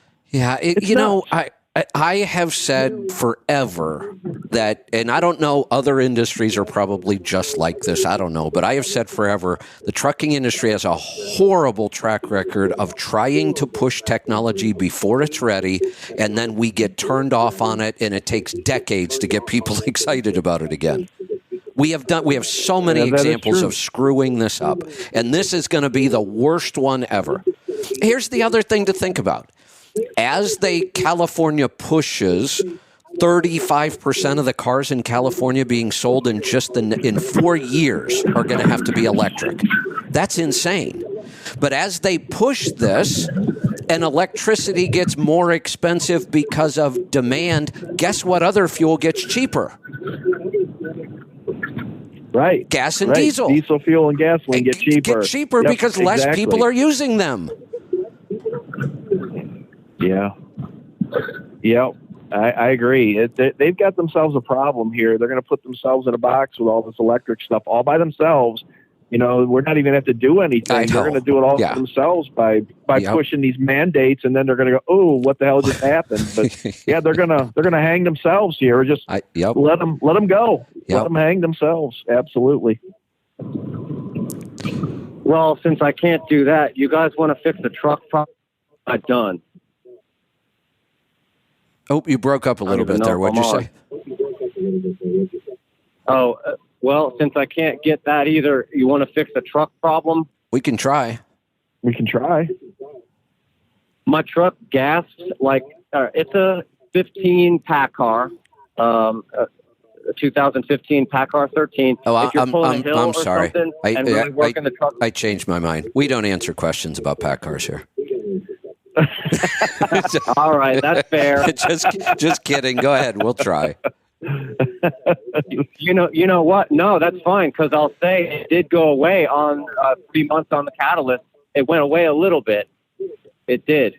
But it gasped. If you're pulling a hill or something and you let off the gas, it gasps like it's choking. So you would think it's an air filter, but it's not that. It doesn't do it on cruise control. Is the PACCAR still a variable geometry? Yeah. Yep. It sure is. All variable geometry turbos seem to have this tendency to do that coughing, gasping, hesitating kind of thing. Well, sure. Think about what's going on there. You have precision parts hanging in the exhaust stream, and so that sweep sounds like on the variable geometry, the sweep's being interrupted, and it's giving you a hiccup. It sounds like. So that kind of makes sense when you say the catalyst kind of helped that. If it's removing some of the carbon buildup on the mechanism and your variable geometry where it sweeps the vanes, that makes some sense. See, we did help you. No problems on that iTorque that I'm still waiting for my build date on. Is she ever going to call me? Hopefully. We don't have a variable geometry on that. That's so we right. don't have to worry about it coughing and hiccuping. That's right. Yep. Just a simple fixed geometry turbo on that bad boy. Back to the basics. I can't wait. I'll take it. Mm-hmm. Awesome. All right, Tony, got to cut you loose. The calls are piling up on us. We're going to head off to New York. Kevin, welcome to the program. Hey, how are we doing? Just before we get started there, Kevin, you were on about how it was ragging on the poor Italians. Yes. About that jerky that you were interested in, but that goes back to World Cup 90 because they scored a goal against us in the World Cup and knocked us out of the World Cup. So we've held that grudge ever since then. Well, now I know who I'm talking to, but Kevin, you've got a horrible line right now. I can barely hear you. There's all kinds of weird background noise. Oh, it could be loose if that's the case because I'm in a bad area. No panic. All right. We'll put someone else on. Yeah, call back. I want to talk to you. Joel, what he was talking about there was we'll take a little side trip into food here. So one of the places I order meat from, Heritage Foods, they have the most incredible pork I have ever tasted in my life. And they have Wagyu beef that is just incredible. In fact, I think I'm going to do a Wagyu corned beef this weekend. But then every now and then they throw in free stuff. You know, you order 4 times and you get a free package of this or whatever, one of those programs. So one day I open up the package and it's got this stuff in there and it looks like jerky, but I'm reading it and the first thing that catches my eye. So this is just a food company. They have nothing whatsoever to do with trucking. I don't have any kind of partnership with them. It's just a company I buy pork and beef from. But I look on the package of this jerky that I've never heard before. It's called Colette or Colette or something like that. But right on it, it says, oh, shoot, what's the exact term? I want to get this right. Hold on. I posted this. Where did it go? You never find things when I need them. And I didn't think our website was that active that it'd be this far down already. Where did it go? Come on. Don't you hate that? I know. It's like when you're trying to find a picture to show somebody, you can never find the right picture. And I can't find this. I don't know where it went. Anyway, it says right on it something about like top shelf trucking snacks. And I'm like, what? What's that all about? So, yeah, so I thought that's weird. Well, then I open it up and I taste it. I am hooked. This is the best jerky I've ever had in my life. It's pork, not beef. Really? Yeah, it's pork, not beef. And I guess it is like a legend for Italian truck drivers. Like this is the official truck driving snack in Italy. I guess it's just a big thing. You find it at truck stop. Yeah, and I'm like, well, this is bizarre. How did I never know about this? The thing about it, it is the hardest, toughest meat I have ever tried to chew in my life. At first, you try to take a bite of this stuff, and I'm like, well, this is stupid. I can't even bite it. Who would eat this stuff? This is ridiculous. But then, as I'm trying to chew it, the taste hits my mouth, and I'm like, oh, wait a minute. That's kind of interesting. I like this. So instead of like taking a bite of jerky, you actually have to put the stick in your mouth and gnaw on it to get a piece off.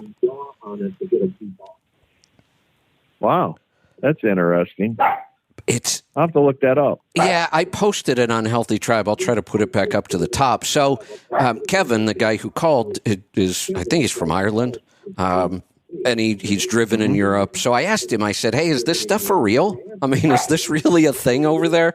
Yeah, and he said he has had something like it. And the idea, and I guess why truck drivers like it, is because it lasts so long. Yeah, that's what I was going to say. It would last all day, it sounds like. Yeah. Yeah. That's pretty cool. Yeah, it is. That is pretty cool. Flavor's incredible. Now, the funny thing is, and I'm not sure why, the company we order it from, they send it cold, but it's with other food that has to be cold. But even on the package, it says, must be refrigerated. I'm going to call him and ask him why. I don't understand why. This is some of the driest jerky I've ever seen. I can't imagine that it would spoil. So, being pork, is it like a prosciutto taste when you get it in your mouth? Or so here's the thing: it is so heavily seasoned that you wouldn't know whether it was pork or beef or chicken. The seasoning is so unique, though. It is it's fennel seed, crushed red pepper. I love and I coriander. love fennel on pork. I know. So it's fennel, both of those, crushed coriander red and pepper. fennel. You got to try on this pork. stuff.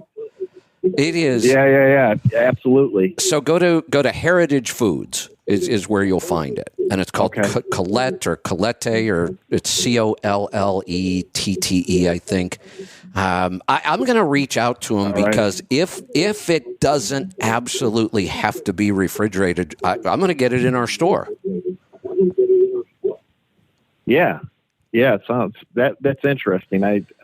I like that combination of spices. That sounds like it would be really good on pork. Oh, awesome. Jack just pointed out why I wasn't finding it. I forgot I never put this up on Healthy Tribe yet. I put it up on Trucking Tribe because I wanted to tag Kevin to see if he had an answer. It says, right on the bag, it says Top Shelf Truck Stop Snacks.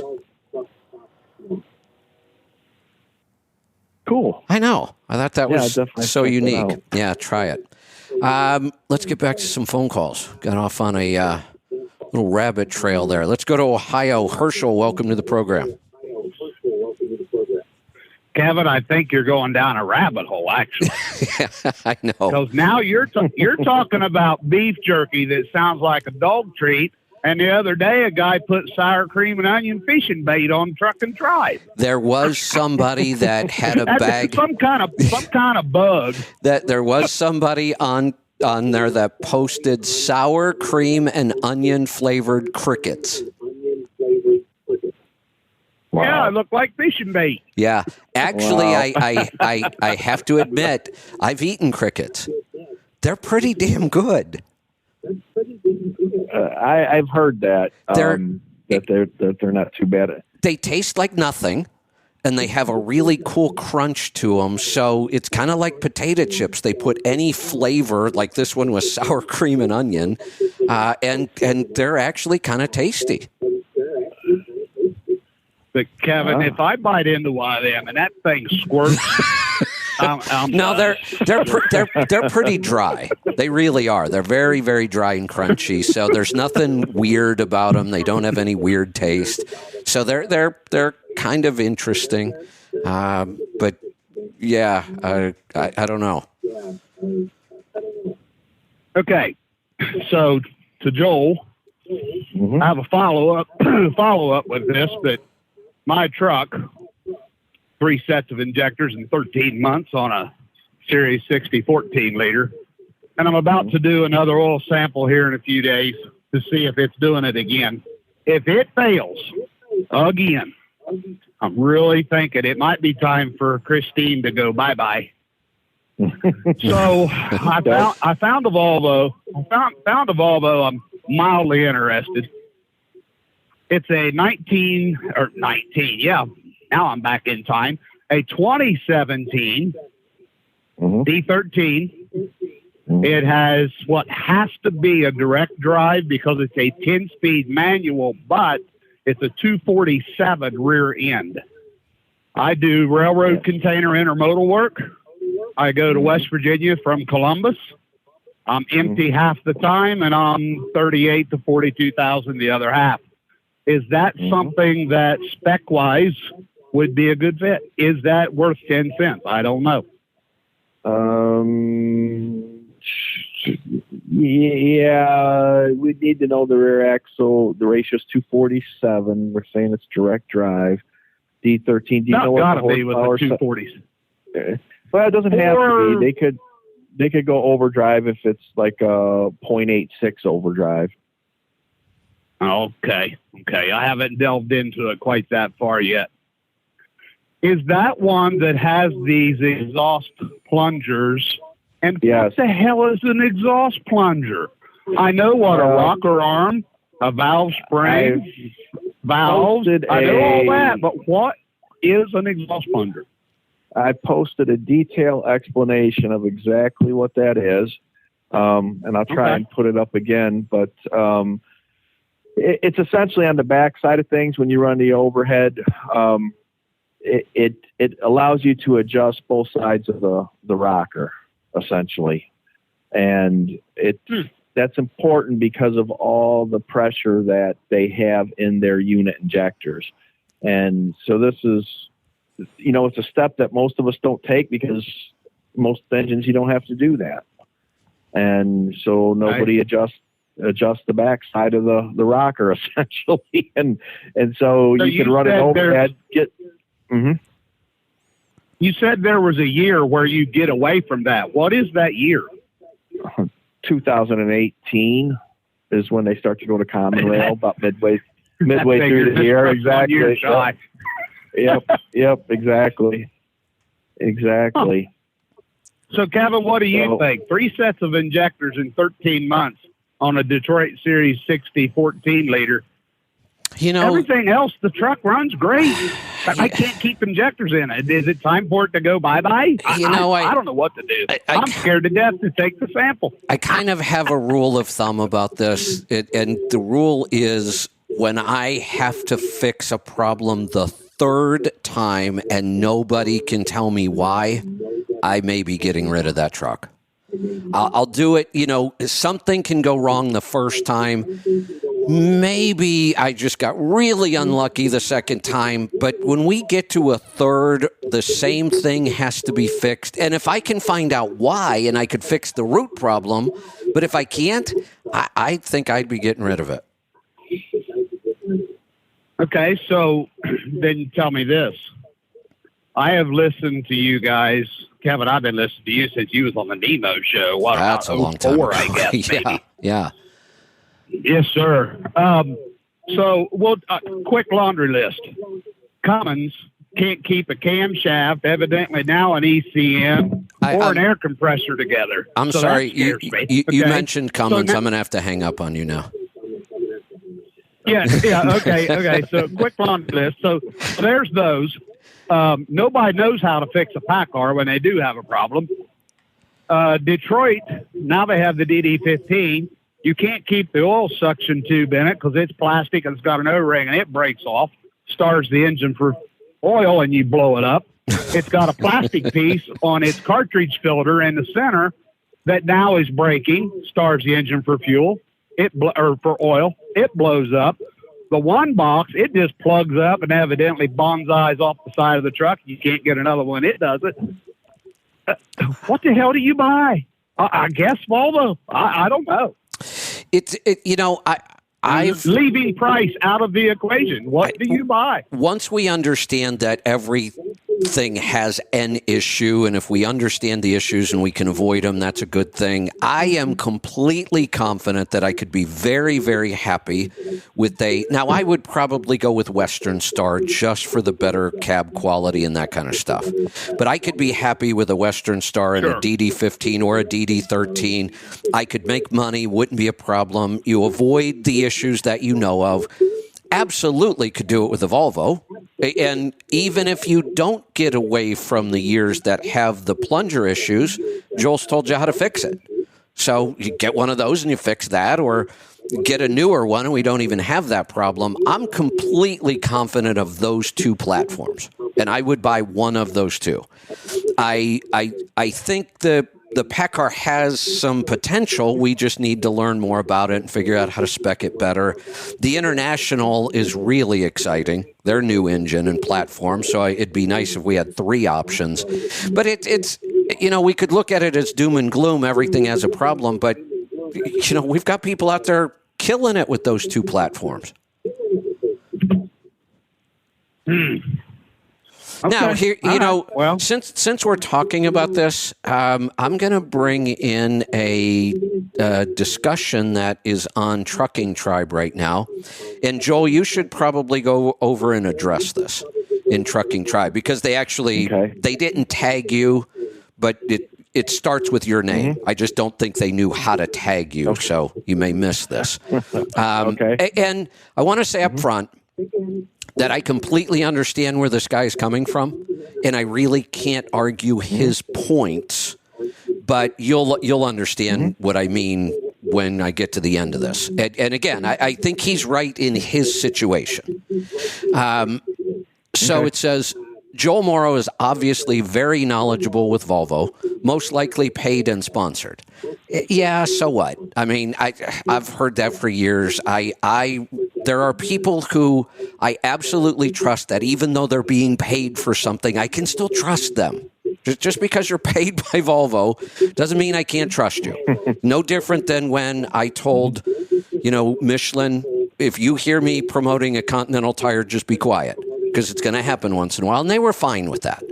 And that's always been my point. I don't care who pays me. I'm going to tell you the truth. And the reason I work with these companies is not because they pay me.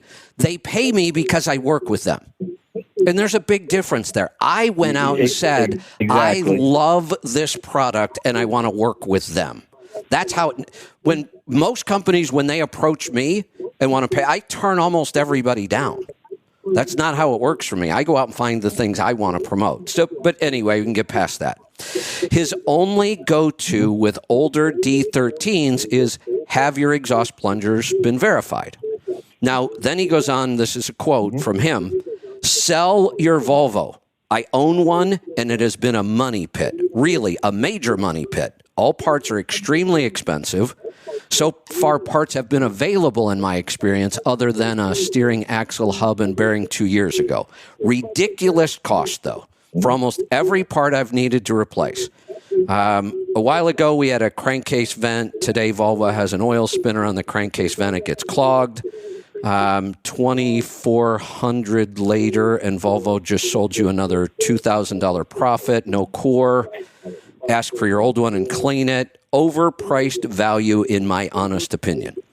Again, I'm not going to argue any of his points. I think he had those experiences. Then later on, somebody in the post, somebody questions him.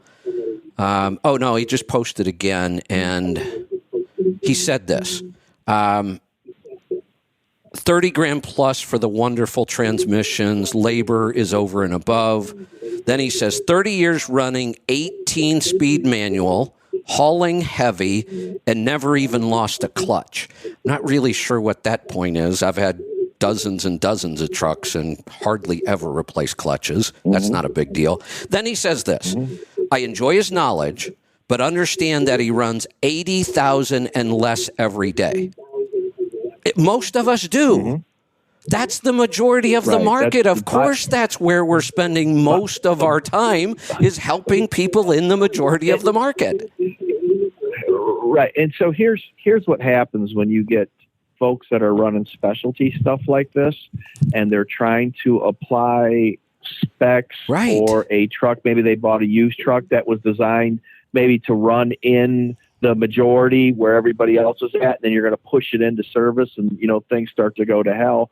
That is problematic. Another thing, and I've always said this since day one, if I were in a location and the world's greatest Cummins mechanic lived next door to me, as much as I like Volvo, I would have a Cummins.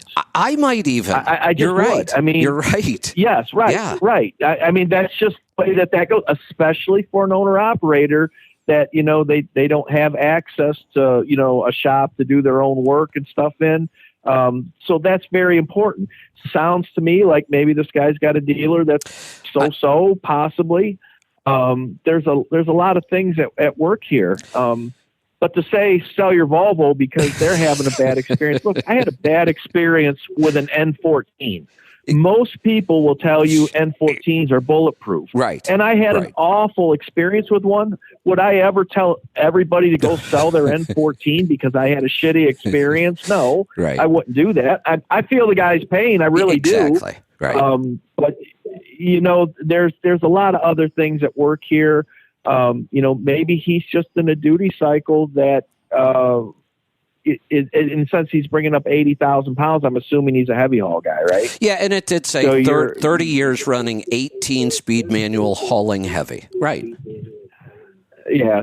So if you're in a very heavy-duty cycle and you bought a truck with the standard 12-speed I-shift, that tops out at 500 horsepower, it's probably not a good fit. You're probably going to continuously struggle. And then if you got a dealer that maybe not quite up to date on everything, that just compounds the problem. So I get it. The one way to look at this, though, and how I always look at it, the D13 is the most produced 13-liter engine in the world by far. So there's a reason somebody's buying it. That's right, and there's a reason, right? And they continue to buy them. Correct. So I get it. There are applications where a 13-liter just does not make sense. There are absolutely applications where a 12-speed I-shift doesn't make sense. Maybe if he had a 13-liter with a 14-speed I-shift and had heavy haul shift logic in the truck, maybe things would be a little different. Well, I don't know the details as to what's going on. And there are applications where all the aerodynamics don't make sense. Sure, absolutely. My brother struggles with that stuff. You just tear them all out, right? Right. He runs an over-the-road duty cycle, and you would think, man, hang every aerodynamic device known to man on those trucks. But in his application, they tear them off, and it doesn't make sense for them. They tear them off before you saved enough money to pay for them. Hell, before they get out of the driveway, a lot of times. You know what I mean? It's just the way it happens in a fleet situation. Things change. So there are a lot of variables here. No matter what brand of engine, you are going to find people that are struggling with it, whether it's a Detroit, a Cat, a Cummins, you name it. You are going to find people that are struggling with them. And then you'll find people that are killing it. Right. With all of those engines. Killing it. Right. And yes. So, I feel bad when people have these types of problems, but generally they can be resolved if you get to the right people. It's just a matter of getting to the right people. And sometimes you're just in an area where that's not going to happen. Exactly. Yeah. And, I'll even go back. I was a huge Volvo fan all through the 90s and early 2000s. It's all I bought. It's all I wanted to buy. I was very happy with them. And then they stopped putting Detroit engines in them. That was problem number one for me. Problem number two was in Florida, I tried. There were no good Volvo dealers anywhere. They all sucked. And I said, as much as I like this truck, it just doesn't make sense for me to own this anymore. Right. Here's what I've had to deal with over the years, and this is kind of sort of the same situation. I've had people call me or send me emails. I took your advice. You are such an idiot. I got screwed up so bad. That cost me so much money, on and on and on. And I'm like, I don't remember this story. I don't remember this. So I'll send an email back and go, I'm sorry you had such a bad experience. I don't remember talking to you about this. Oh, I didn't talk to you. I heard you talking to somebody else. Oh, well then you didn't take my advice because I wasn't talking to you. I get that one all the time. You can't listen to me talk to somebody else and take that advice and then blame me that it didn't work right. I wasn't talking to you. Right. And I kind of bump up against that again, like this gentleman with his truck, with some of the older specs that, I was never a fan of a 500 308 with an I-shift Volvo. I was never a fan of that spec. I've never liked it. I've been very vocal about that. And there are all kinds of them out there. And I get guys, that send me messages. Oh, I got a Volvo and it sucks. Yes, okay. You're right. It does. What's going on? It's a 500 308. It's a 500. You're exactly right. There is an issue there. Well, if this was so bad, why did they build it? Because you asked them to. Well, it's just it's crazy. Honestly, if that's your logic, if this isn't right, why do they build it? 99% of the trucks on the road aren't spec'd right. No, that's true, and you could turn that around and say, well, then why'd you buy it? That's what we're trying we're trying to improve. We're trying to help people spec each platform correctly. Right, and not just the customer, but I'm actually working with the OEM to help bring everybody together on this, so it works a lot better. So are there problems with legacy specs in the past with all brands? Absolutely, 100%. When we first came out with emission engines, we didn't understand the relationships between no emissions and piston speed and all the things that we talk about. We just didn't know at the time. And so we were speccing them just like we did a traditionally geared truck. And and So, we you know, have there's issues. There's no doubt. There's a really easy explanation for how we got here as an industry. We've talked about the fact that up until just recently, the last several years or so, when we spec'd a truck for maximum fuel economy, it was not fleet and driver friendly. It just wasn't. They were complicated. You had to know how to drive them. You had to know how to maintain them. We put things on trucks that fleets would never go near, and they shouldn't. It would be a bad idea for them. And if you think about that, where do the OEMs probably get most of their feedback from about their products? From fleets. That's who they're trying to please. And they should be. That's their big market. Right. So that's the feedback they're getting, what works. Well, they're getting what works at a fleet level. We're out there pushing the envelope on everything. And the good news is now we have people like you working with. So now they're getting feedback from the owner-operator world. And the other difference is now we're getting to the point where you're starting to build trucks that would work for fleets. Right. That's exactly right. And here's, everybody thinks that, wow, it's a fleet. Everything is just so well managed and that. I have seen test trucks go into fleets where they lose the damn test truck. They don't know where it's at. They got no idea on the data. It is so nuts. And then you get to talk to a fleet manager that just graduated from college, never drove a truck, and he's just looking at a set of numbers going, this is the greatest and this sucks. And they're giving that feedback to the engineers that are sitting in their cubicle going, well, based on this, we need to do this. Now I've got a direct pipeline into these guys. I'm like, bring your ass out here. Let's go for a ride. And their eyes just got huge. Like, oh my God, we had no idea. And so now things are really starting to get good. So, absolutely. All right. We every time we go down a tangent here, the calls pile up. So let's get back to it. We're going to go to Joe in Indiana. Joe, welcome. How you doing, guys? I just wanted to update you. Joel was talking earlier about the shop in Wisconsin. It's actually in Kenosha. It is Diesel Brothers. It's Patrick. They're right along the interstate. They're very easy access. Patrick has himself available. I mean, he keeps his phone with him while he's working on trucks. And this is all about the Volvos we were talking about, okay, keeping your Volvo trucks running. Patrick is very good. He's exceptional. His pricing is fair. He's very knowledgeable on these vehicles. And actually, I just left his shop yesterday at about 5 p.m. because I have a Volvo, a 2010 that I bought 3 years ago for $18,000. And I've put 300,000 miles on it in 3 years with the help of people like Patrick. So it's Diesel Brothers in Kenosha, Wisconsin. And he's always willing to help, even if you don't come to a shop, which, of course, he wishes you would. But he is a man that has knowledge, just Joel. He's willing to share it and help everybody because he believes, in what we all do. Excellent. He's there to make a living, so are we, and we work it as a team. Love that. So, again, if you want a phone number, I could give it to you, but I don't know if you want it over the air or not.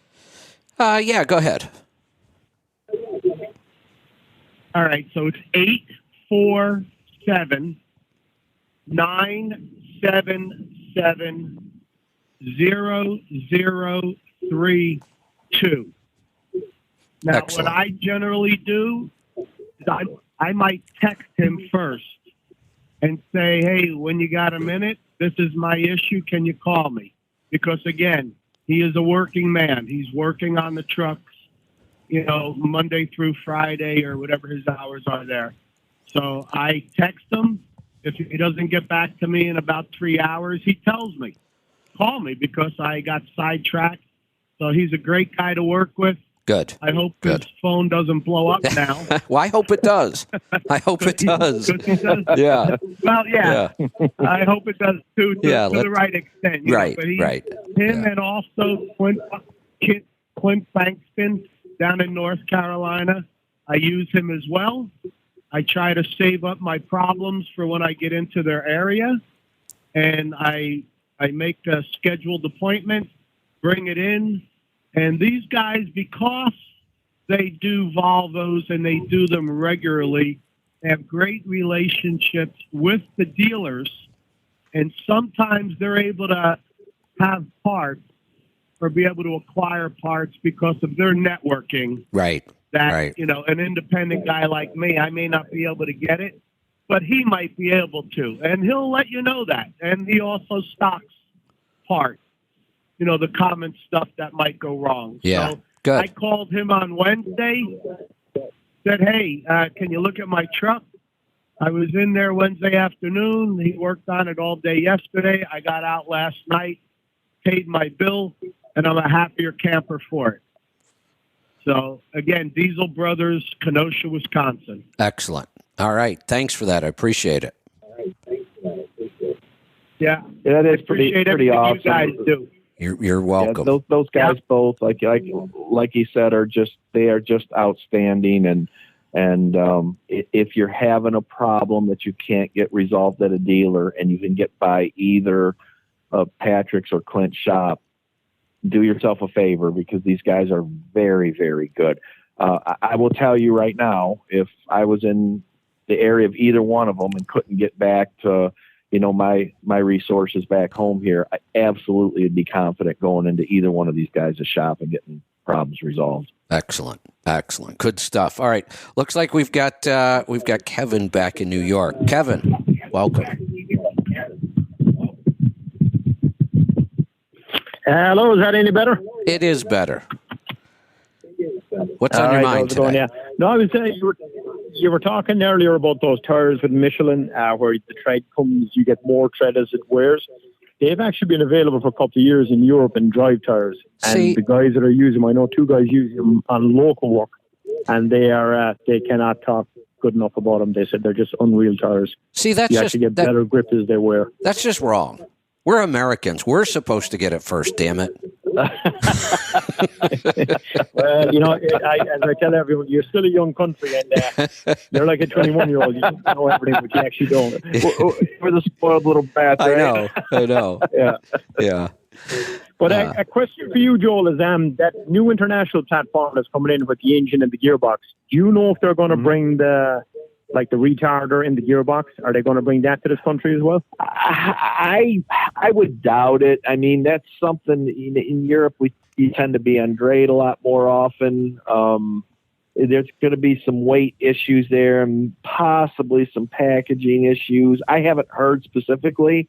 If I do hear anything, I'll let everybody know, of course, right away. I'd love to see that, but yeah. No, because once you use one of them, you never want to use the J-brake again. Yeah, absolutely. I agree. I 100% agree. I'd love to see it, but there's just some weight issues there as far as us making our axle weights when we start throwing that type of stuff on it. So we'll see. Yeah. Okay. No, because it's not that much. It's not that much more on the gearbox. Basically, it's just you've extra coolant to cool the gearbox, and then you have just the pump in the back of the gearbox. So it's not a lot of weight, but I guess it'll take a time for it to come on more. But that engine, though, that they're putting in that international, that is that Scania, like the Scania Super. That's the same engine, right? It's the Super, yeah. Yep, it's the Super. That's exactly right, yep. Okay, no, I know a guy running that already, and he's running about 44 tons, and he's in the tens pretty much all the time. Wow, yeah. Nice. That's definitely a good engine, no doubt about it. Yeah, no, we are limited over there to 56 miles an hour. So like you're not going fast. So I guess once you start adding speed onto, things will change. But no, I guess if it's got all the overdrive gears, that'll make a difference. So, but no, that's all I had. I was just curious about that with the retarder, because I actually just sold my truck. I'm here now picking up the check for it. Ah, there you go. I'm going to wait till next year and see what truck prices are like next year this time. They're going to be better than they are right now for the buyers, I'll tell you that. I think so. I can't complain. I'm not going to say what I got for this, but what I paid for this truck a year and a half ago, I just got $1,000 less than what I paid for it a year and a half ago. That's incredible. That's just crazy. Yeah, which I think is kind of nuts, because he I didn't want to say anything. I tried to keep a straight face when he was giving me the number, but yeah, I didn't even go haggling. I was like, this is too good. I'm going to keep my mouth shut here. But all right then. Thanks very much, guys. And that stuff, Kevin, I got to call a guy about that jerky, and he still runs down to Italy all the time. I'm going to ask him what the story is with that, because I actually never saw it. Yeah, it is very popular over there. Yeah, I'd love to hear from somebody. With the refrigeration, the only thing they say with the refrigeration, that's like the FDA here. It's the same thing over there in Europe. It's a pure nanny state. That's just basically once you open the packaging, they want you to put it in the refrigerator so that, you don't die or whatever. But I've had that stuff inside in the cab in the middle of the summer. It's been fine. I mean, in Spain, they hang it out on the side of the road. I would think so, exactly. It's I opened mine up, ate a piece, threw it in the drawer, and let it sit in there for a couple of days. And I'm like, looks fine to me. So I'm going on a week now. We'll see what happens. But I'm going to call them. I think you're right. It's probably just they have to do it. But I have a feeling you could easily ship and store this stuff without refrigeration. That's the whole point of making jerky. Oh, yeah, because I used to put mine up on the dash because it's like, it is tough to eat. It's a lot tougher than the stuff here. I've never seen anything like it. I used to leave mine sit up in the dash I used to set it up in the dash just to leave it soften a bit with the heat from the sun coming in the window. Right. But it turns out that at first I'm like, my God, why would anybody eat this stuff? You can't even chew it. But that's the appeal. After a while, I'm like, oh no, I could see why I would really love eating this driving down the road. Yeah, because it takes away, because you're chewing so much or gnawing on it, like you said, that you don't actually feel hungry when you should be feeling hungry. Yeah, because you're it's almost like you're snacking all day, except you're just snacking the one piece. And this particular brand, the seasoning on this, boy, they nailed it. It is so good. Yeah, no. See, we can do some good stuff in Europe. See, Joel? Yeah, absolutely. That's right. All right, good stuff. Yeah, we're gonna move along. The calls are piling up again. Let's go to Oklahoma. Paul, welcome to the program. Howdy. Yeah, there's plenty of stuff all over the world that ain't in America. America's on the backside of the world. They're last to get some stuff, trucking and food-wise. Yeah, we don't talk about it all that much, but I know Joel's done the same thing. If you study heavy truck fuel economy, you really have to look around the world, not here. Yeah. My truck, which is a 2014 Peterbilt, 48-inch sleeper, 600 Cummins, 13-speed, 3-axle disc brake, 16,800 when it was built. And then I put the head rack on it to carry the cars, which bumped it up to about 25,800, I think. So. Oh yeah, that's a lot of weight, putting all that racking and everything on there. But yeah, the base truck, and granted that was a small sleeper, but still, it was such a joke. First off, the whole thing that I don't care if their truck was 10,000 pounds. You're not going to make any more revenue with that truck than any other truck. The whole concept was ignorant. Yeah, actually, my tractor unit weighs, with the head rack on it, 25,120.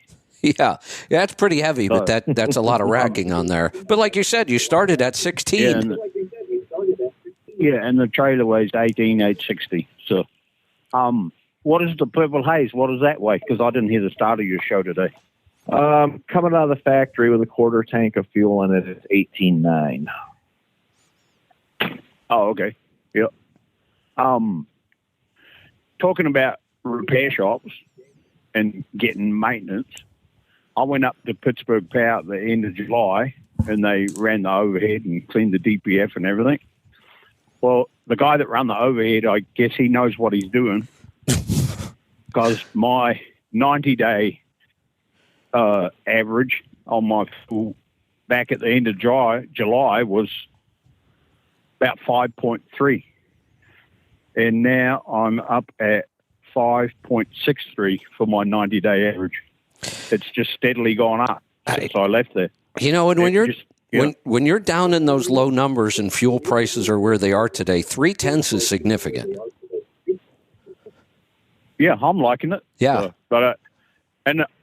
I used when I first came to this country, I fell for the trap too. Oh, you got to get there. You got to get there. You got to go left lane, 75 mile an hour. I went to the West Coast a lot, so Arizona, New Mexico, and that speed limit was 75. I was doing every bit of that all the time. And then 2008, when I went back to New Zealand, and a month later I came back and the fuel had gone up $1 a gallon. And I sort of did it cold turkey. I was like, I'm going to try going slow. And I went to 60. And it's like, well, it actually does work. Oh, well, for you, even more so because of all your horrible aerodynamics. Yeah, the ugliness starts 3 feet ahead of the truck. Yeah. Normally. So. Yeah. Yeah. But a friend of mine yesterday. Go ahead. Go ahead. Okay. A friend of mine yesterday, he sent me a link about Peterbilt, the 389. Let me see what they're calling it. Legacy. Peterbilt launches special edition model 389X Peterbilt. Our usual, it's going to have the big stacks and the nice dashboard and the chrome fenders and extra frilly stuff and everything. Just real quick. They're only going to build. What's the X stand for? It means you're going to be an X owner operator if you buy one. No, I know I'm going to get. You are going to get blasted. Everyone knows that X stands for the unknown. X is the unknown. So. Yeah. So, but when the 379 went away, they came out with the 379X, and then the 379 went away. Well, now they're going to build 1,389 of the 389X. So, and I've been hearing rumors for the last couple of years that the 389 is going away. And I'm going to guess it's the 389. 2024 is what I've heard is it's going away. Do you know why? Yeah. It might it cuts down their fuel mileage. Yeah, their fuel mileage standards as a fleet. The OEMs came out a decade ago and said at some point we're going to have to stop building classics. Yeah. Yeah, well, like if you pull into a truck stop somewhere and you look down the row and it's like, oh, aerodynamic Kenworth, aerodynamic Freightliner, aerodynamic Volvo, aerodynamic Western Star. Oh, classic Peterbilt. ugly car carrier. And look, and then the rest of the you'll have like two unaerodynamic trucks and 40 aerodynamic ones. And it is what it is. You know, as much as I've talked about this over the years and said I can't understand why somebody who is in business would do that, I think it sucks that they have to stop building those trucks. I wish they could keep building them. If people want to buy one, they should be allowed to buy one. Yeah. Yeah, well, the classic style Peterbilt, in my opinion, it is the best production truck for hauling cars. That's my opinion. It's ugly aerodynamically, but it don't really matter. You are not the only person with that opinion. I've heard that the whole time I've been in this industry. If you spec it as a car hauler, right from the factory, everything is, except the roof. You got to cut the roof off. Everything is low. They put the drop front axle in it. They got the low air leaf on the back end. They put the little tires on. Everything is low. The lube guys hate you when you pull in. I'm pretty sure. Drag on them. They have those tubes around the pit, and you bang. Oops. Yeah, I'm pretty sure that Peterbilt over the decades has built more car haulers than anybody. Oh, just about guarantee it. Yeah. Yeah. I knew Volvo with their VAH. Over the years, like they had that VAH. I don't know what year that came out, but even some of the union companies like Jack Cooper, they still have some of those trucks that are still working every day. They do less miles than what I do. Like a truck that's 10 years old, it might only have 500,000 miles on it, but they still have plenty of trucks that were built in the late 90s, and they cut the head rack off, and they buy a brand new trailer, and they put a new head rack on it, and put new paint on it, and send it back out the gate. Keep on going. There you go. There's trucks that are in those union fleets that are 20 years old, and they only got 1.2 million miles on them. Well, those late 90s Volvos were... Three different head racks. Yeah. So, all right. Good stuff, Paul. Hey, we do have another call here. All right, Angie, this is going to be the last one. We're going to take this call, then we're going to wrap this up today. Jeff in Wisconsin, welcome. Hello, guys. Say, my question is about I'm looking for a dealer. I live in Wisconsin. I talked to Joel last year, and you had recommended I called Kevin down there in Fremont, Nebraska. Not Nebraska. And Ohio. I had him, Ohio. I had him do me a quote and everything, and he was going to order me a truck, all that. He got his orders cut, and he gave me a call this year and said he couldn't get them, and that's what I'm running into around. And I'm just wondering, is that just, I'm willing to wait the year and a half, whatever it is. I just want to get one put on, you know what I mean? Go ahead. Yeah, I was going to say, now that you're asking about this, I just had a thought. We have some new emission standards coming up again in the next couple of years, don't we? Yes, that's correct. So I can see a problem here, a big problem kind of starting to form, because this is our fourth big round of emission changes. Look at the last three and watch what happens with the buying patterns. Fleets go out of their way to buy trucks before the new standards.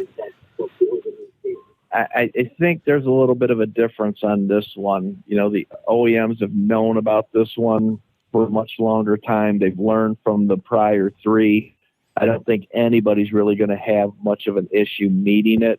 There will be somewhat of a price increase, and they may buy based on price increases for it, but I don't think there's going to be a mad rush to buy based on people afraid of the new technology. I hope not, because if there is, it's going to be a mess. Even if there's a little bit of a rush, it's going to hurt, because we already have shortages of everything. Right. Correct. Yes. I mean, I'm overly sensitive to this because my worst truck ever in my entire career was because of this issue. Because I got my build pushed back so far that I ended up getting a completely different truck than what I ordered, and it was the worst truck I've ever owned. Correct. Yeah, no, I hear you, and a lot of fleets are sensitive to it as well. Yeah, they got smoked in the first couple go arounds on this, especially the first one, and so there is a little bit of hypersensitivity to it. But I think we're really starting to get a handle on the emissions thing, and as technology improves and we can have access to supercomputers to start modeling, combustion and whatnot, I think we've got a pretty damn good handle on this next round of emissions. I hope so. All right. Anything else? So, go ahead, Jeff. Well, sorry about that. Do you have anybody else that possibly you could get a Volvo from in the future? Or are they all going to be kind of the same deal, that they just ain't getting the orders that they want, or what? It's going to be dealer to dealer. You may call multiple different dealers. If you have a spec, any dealer can order you that spec, and what we're finding, it's hit and miss. Some of the smaller dealers that deal with typically owner operators, they may be sold completely out and not have any more slots. Some of the bigger dealers that may be dealing with fleets that may have a fleet cancellation, they could have 150 slots open up tomorrow. And I've seen guys that have done this. They've just called around and boom, they found a dealer that, they had a fleet cancel and they've got slots again. So you'll probably have to make some phone calls in order to figure out who's got what. I have no idea what order boards look like. I have no access to that, and quite frankly, I don't want to get involved with that because I'd spend just all of my time, running down slots for people. So, yep. I kind of figured that's how that would go. And then one other question, Joel. So if a guy does have a spec, do you, through that Alpha Drivers, I mean, can we pay you to look at it and make sure it's what we need? Or yep, how absolutely. Does that? Absolutely. And how would I go about doing that? You can get a hold of me it's Joel at alphadrivers-tc.com. Send me an email, and then as soon as you have a spec, and when you go into a Volvo dealer, you're just going to be asking them for the iTorque spec. That's going to be the kind of the foundation that they're going to work off of. So they know that you want the aggressive down speeding and you want the deep reduction transmission, and that'll kind of set the stage for everything else to come.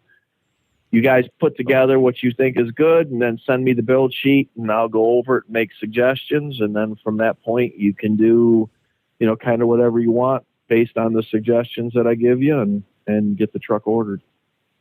Okay, and he told me just yesterday that he called his rep and got, your spec or whatever. So gotcha. Okay, so we're headed in the right direction. So I wrote that down. Awesome. I'm going to be in touch, Joel. So thank you guys very much. I really appreciate you guys. You're welcome. Thanks for the call. Thanks. All right, Joel, what do you want to wrap up with? I don't know. It's kind of a nice day here. I just want to get out of Dodge. there you go. I'm kind of thinking the same thing. We've done 2.5 hours with no breaks. It's Friday. I think we deserve to take off now.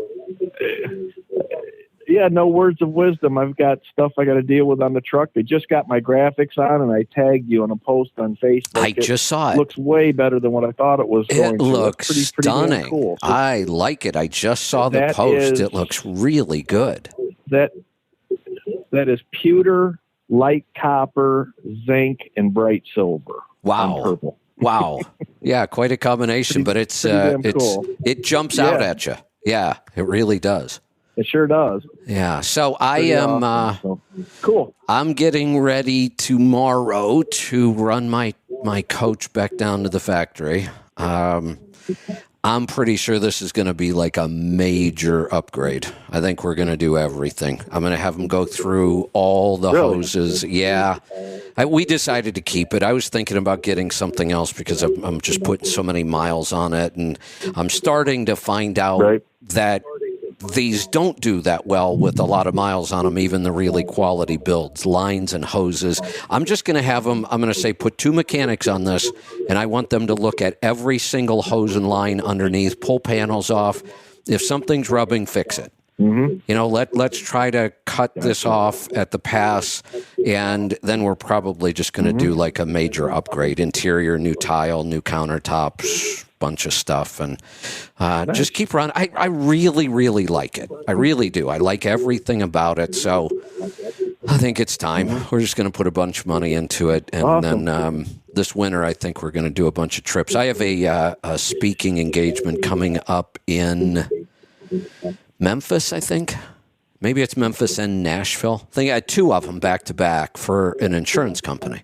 I haven't done any of these in a long time. Nice. So, yeah, I'm looking forward to it. And I think I may get out and do some more of this again. So, as soon as I get my trailer hooked up to this truck and get out on the road, let me know where you're going to be, and maybe we can cross paths at some point. Yeah, that's a good idea, because I think we're going to wander around most of this winter. I think we're going to stay here till we close out the garden, and then I think we're going to kind of wander around the country a lot this winter and maybe go do some more of the speaking, go to some of the events. So, yeah, we'll actually we'll find you, that's for sure. Awesome. Sounds good. All right, we're going to wrap this up. It's been a great week. Lots and lots of calls this week. That's been awesome. Keep them coming. We'll see you back here next week. Have a great weekend. Be safe, be profitable, be fit and healthy. Always do the hard work and master the journey.